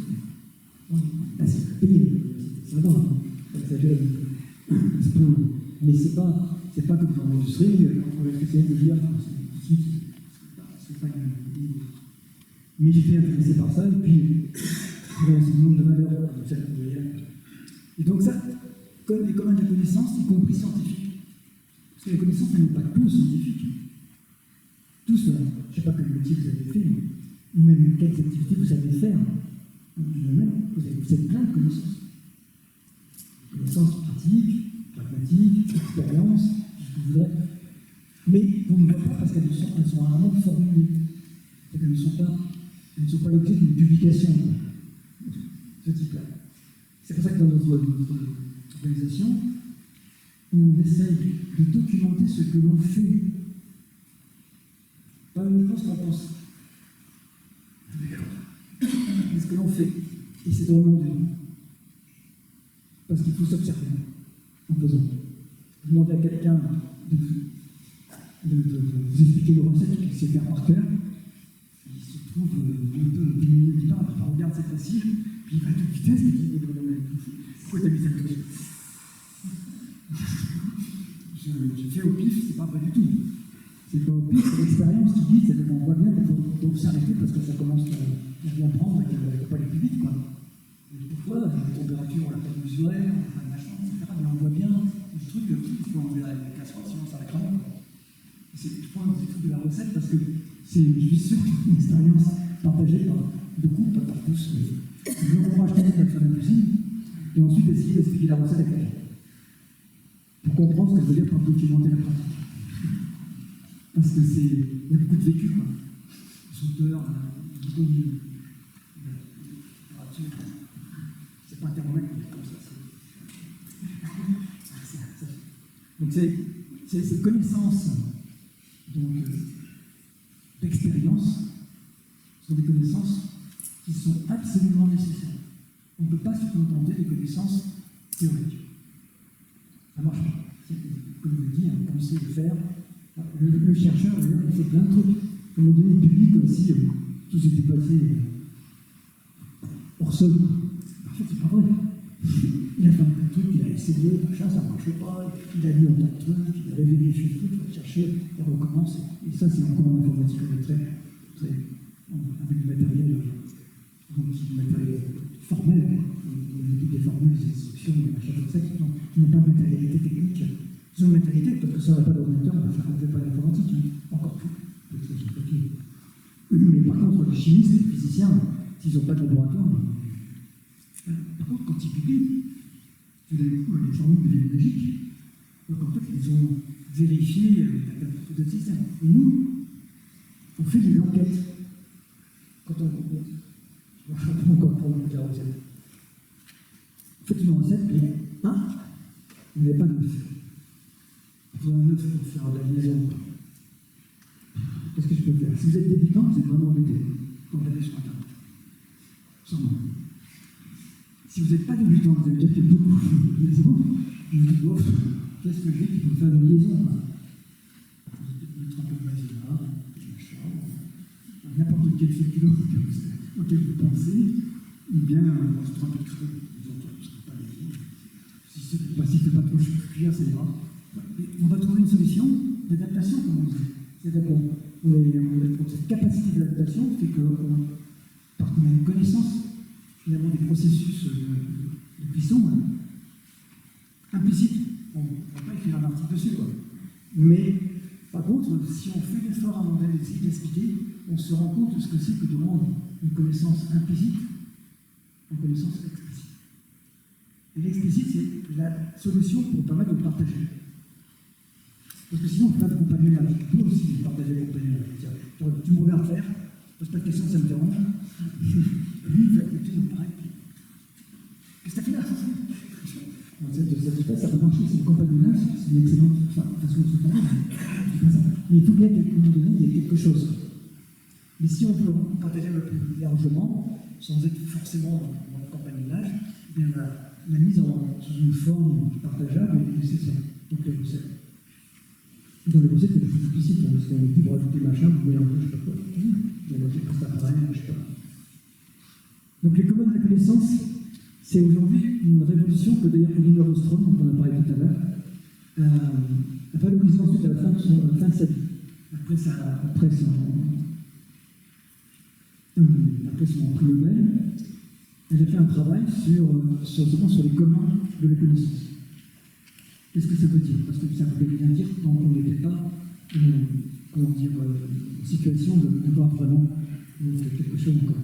Mais ici, dans cette médiathèque, à certains points de vue, il y a un commun de la connaissance.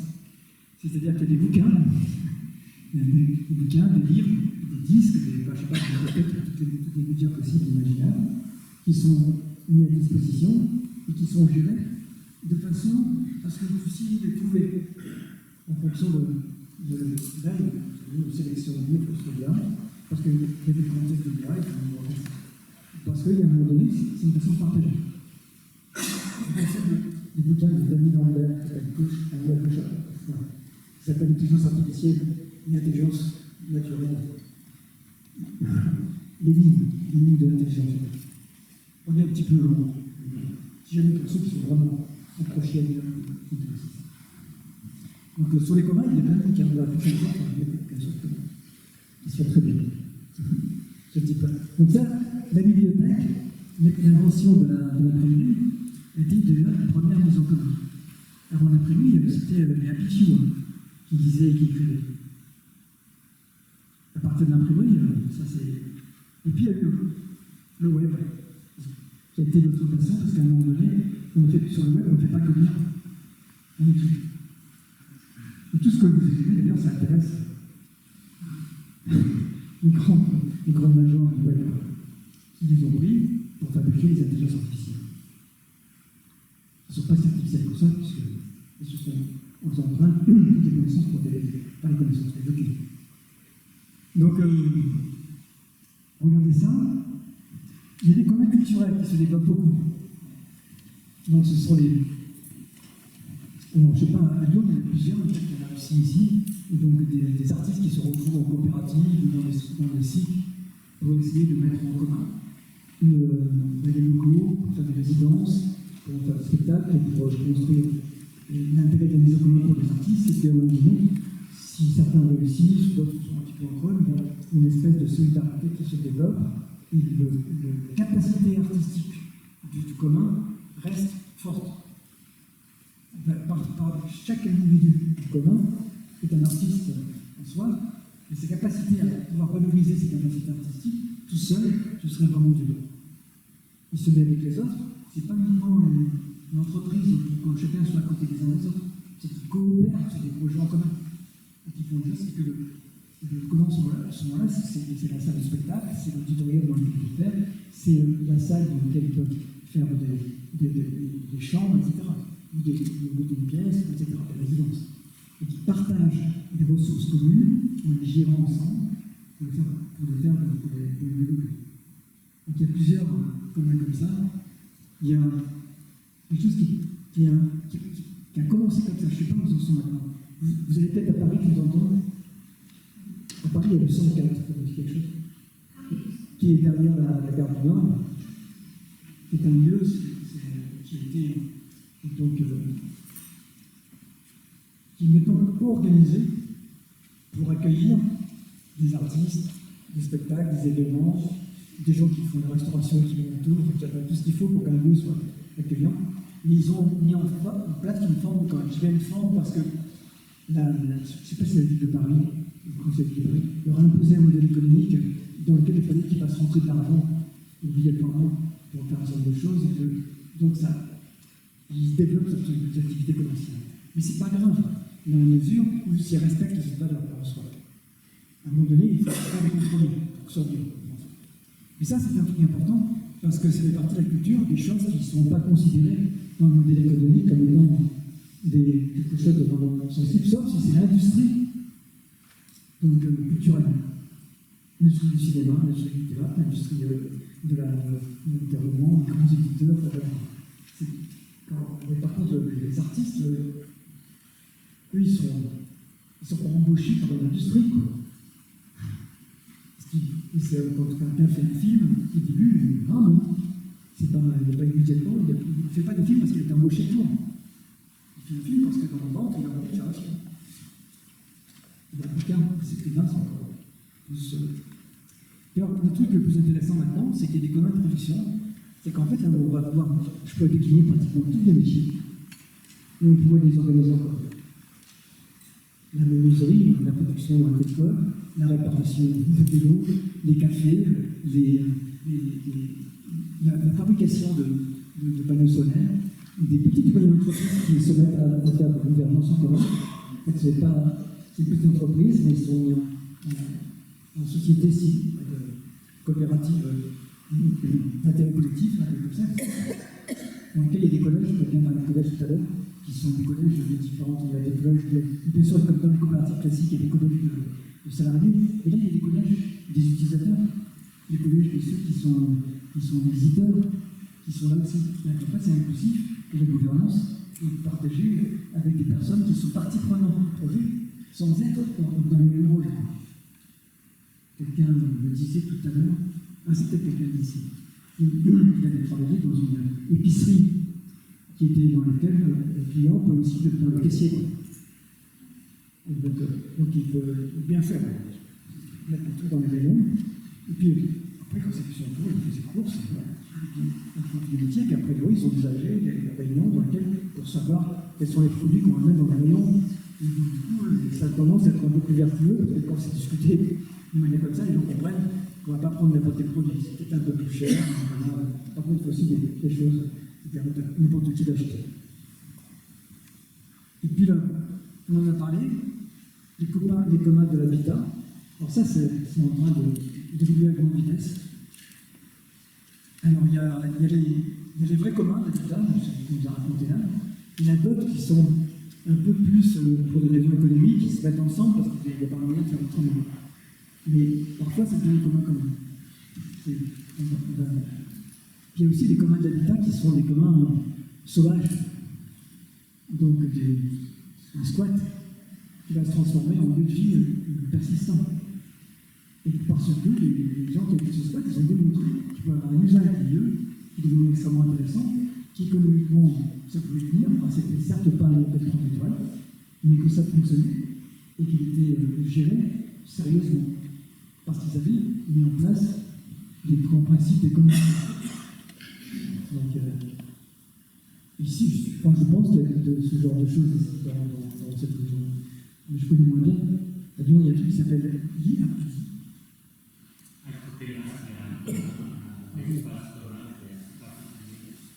À Copenhague, oui, c'est une tradition de l'ancienne.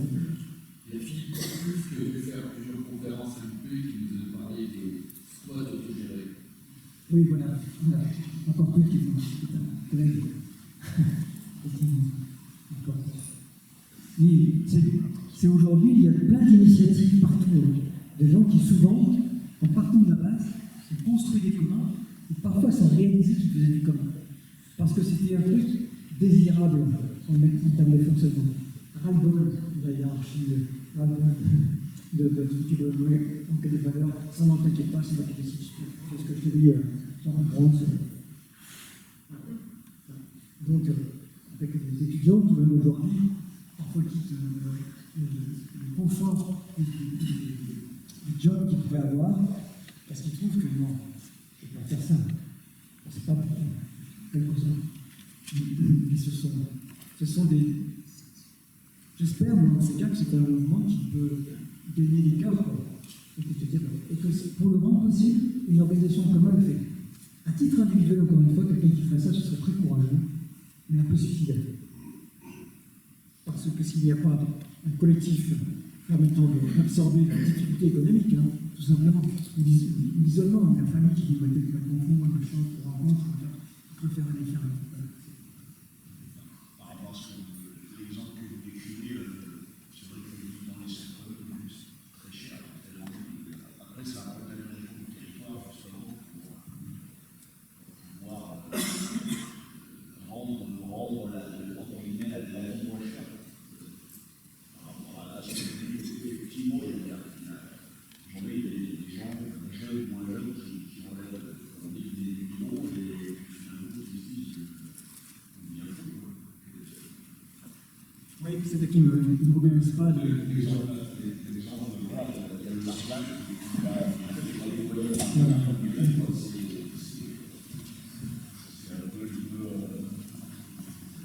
Comme la mobilité, alors ça été récupéré par des plantes. C'est parce qu'il y avait un cas, bien sûr. Mais vous savez que vous avez l'équivalent commun qui existe, qui est moins connu. Vous cherchez.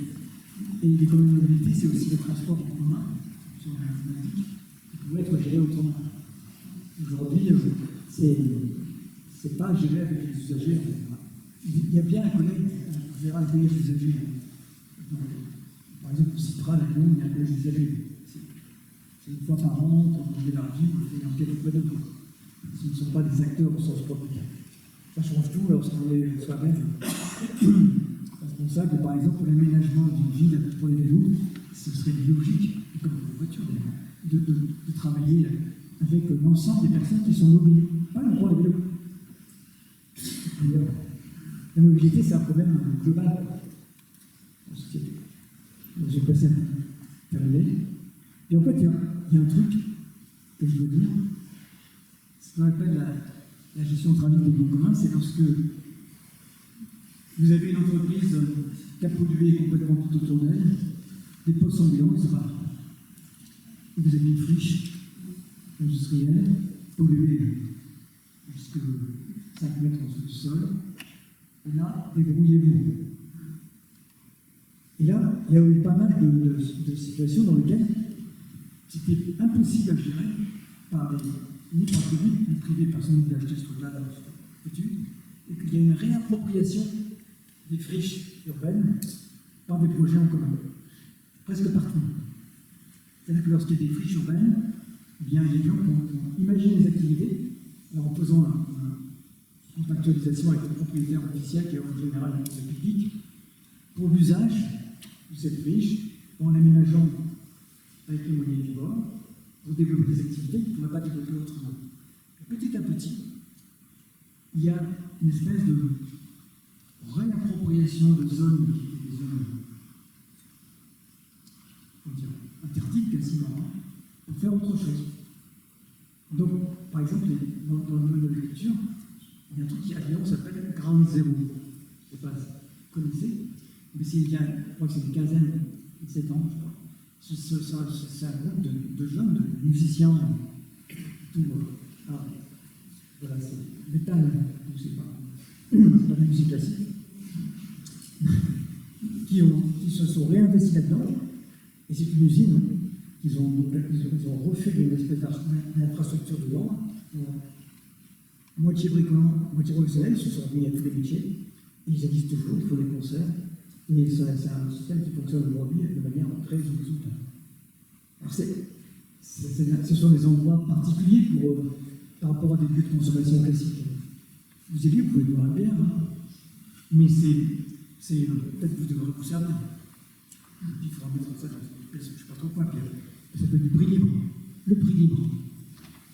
On a l'impression comme ça, c'est absurde. Ça marche plutôt bien. Les compagnies de théâtre pratiquent les prix libres. Je suis même allé. Moi, j'étais à Genève le week-end dernier, pour autre chose. Il y avait un musée d'histoire, Genève. Et il pratiquait le prix libre. C'est quelqu'un qui proposait un ticket, il disait voilà. Normalement, c'est 10 €, mais vous donnez ce que vous voulez. Eh bien, en réalité, depuis qu'ils font ça, ça va plutôt mieux. Parce que ceux qui peuvent mettre plus, et les autres qui peuvent mettre que 5 €, ils mettent 5 €, mais ils seront beaucoup plus nombreux. Et ils sont invités à participer à la politique de choix de destination. Voilà. En fait, c'est pourtant une structure municipale qui a trouvé ça comme étant une méthode pour survivre. Parce qu'il n'y avait pas de clients pour les musées d'histoire. C'est pas tout le monde. Et là, tout d'un coup, ça a changé. Et moi, je les ai interrogés, parce que je me dis, qu'est-ce que vous faites là? Parce que je ne m'y attendais pas. Quoi. Et donc, bon, je vous sers cet exemple tout frais. Par contre, là, c'est typiquement les zones à défendre aussi. Les ZAD. À un moment donné, tout d'un coup, ce sont des gens, des citoyens qui doivent absolument s'opposer à des projets absurdes, voire dangereux. Ce qui est quand même incroyable. En se faisant réprimer, des terroristes, tout ça. Et après, derrière, finalement, ils gagnent, et finalement, ça fonctionne plutôt bien. La ZAD de Notre-Dame des Landes. C'était vigoureux, on va dire. Aujourd'hui, il fonctionne comme. De manière précise, il n'y a pas tout le monde, il n'y a pas de manif tous les 15 jours. Ils ont discuté avec les autorités pour avoir cette attitude du droit d'usage qui s'impose au droit de propriété. Ils n'ont pas les moyens d'acheter tout. Ils ont essayé de faire des collègues, pour essayer d'acheter les établissements, ils étaient harcelés par des propriétaires qui disaient non, vous n'avez pas le droit de faire ça, c'est moi je fais rien de mon terrain, mais c'est pas grave. Eux, ils le faisaient fructifier en respectant le cadre écologique. Et finalement, ils ont gagné petit à petit à faire valoir un droit d'usage, qui est de dire l'usage qui est un usage vertueux d'une ressource, s'impose à celui d'un usage d'un propriétaire qui fait n'importe quoi avec. Il reste propriétaire, hein, si peu le monde, mais avec cet usage qui va avec. Et ça commence à fonctionner parce que, voilà, comme qui peut vendre, si quelqu'un qui rachète, ça va. Donc mais pour l'instant, on appelle ça aussi les communs négatifs, c'est-à-dire qu'en fait, c'est un truc qui est tout pourri, et on dit, allez, vous devez le gérer. On va le gérer en commun parce que c'est la moins mauvaise solution. Et c'est pas que tu veux le traiter. Donc voilà. Donc il faut. Moi, si j'ai insisté pour faire une exposition des communs ici, alors que c'est pas ma spécialité scientifique, c'était parce que pour que ça fonctionne, il faut essayer d'articuler, se structurer. Alors qu'on ne pourrait pas un mot, c'est ce que c'est un mot. massif de machin, je sais pas quoi. Donc on est en train de le faire. Alors, c'est le co-collectivisme qui est important. C'est-à-dire que tous les gens qui vont s'inscrire deviennent des enseignants potentiels. Avec leur expérience. Donc même si on n'a pas 50 000 personnes, c'est pas grave, mais si on a 2 000 qui deviennent des producteurs, on sait que ça. Donc on essaie pour l'instant de prototyper le système, on cherche des sous en fait. Mais je ne sais pas faire du quelque sorte. C'est partie des difficultés, c'est que parfois quand on veut avoir un minimum pour faire quelque chose qui soit techniquement sympa, et agréable, comme ça. Donc, je vous ai mis des références sur ce que j'ai proposé. J'ai envoyé les slides donc, à la médiathèque. Si jamais c'est possible de les mettre à disposition, voilà, c'est disponible. Donc il y a des sites web. Voilà. Il y a plein, vous pouvez en savoir plus, plein des exemples, machin, je sais pas quoi. Et puis ceux qui veulent vraiment étudier la question, ils peuvent nous demander à la médiathèque est-ce que je pourrais avoir ce truc. Voilà. Et puis voilà.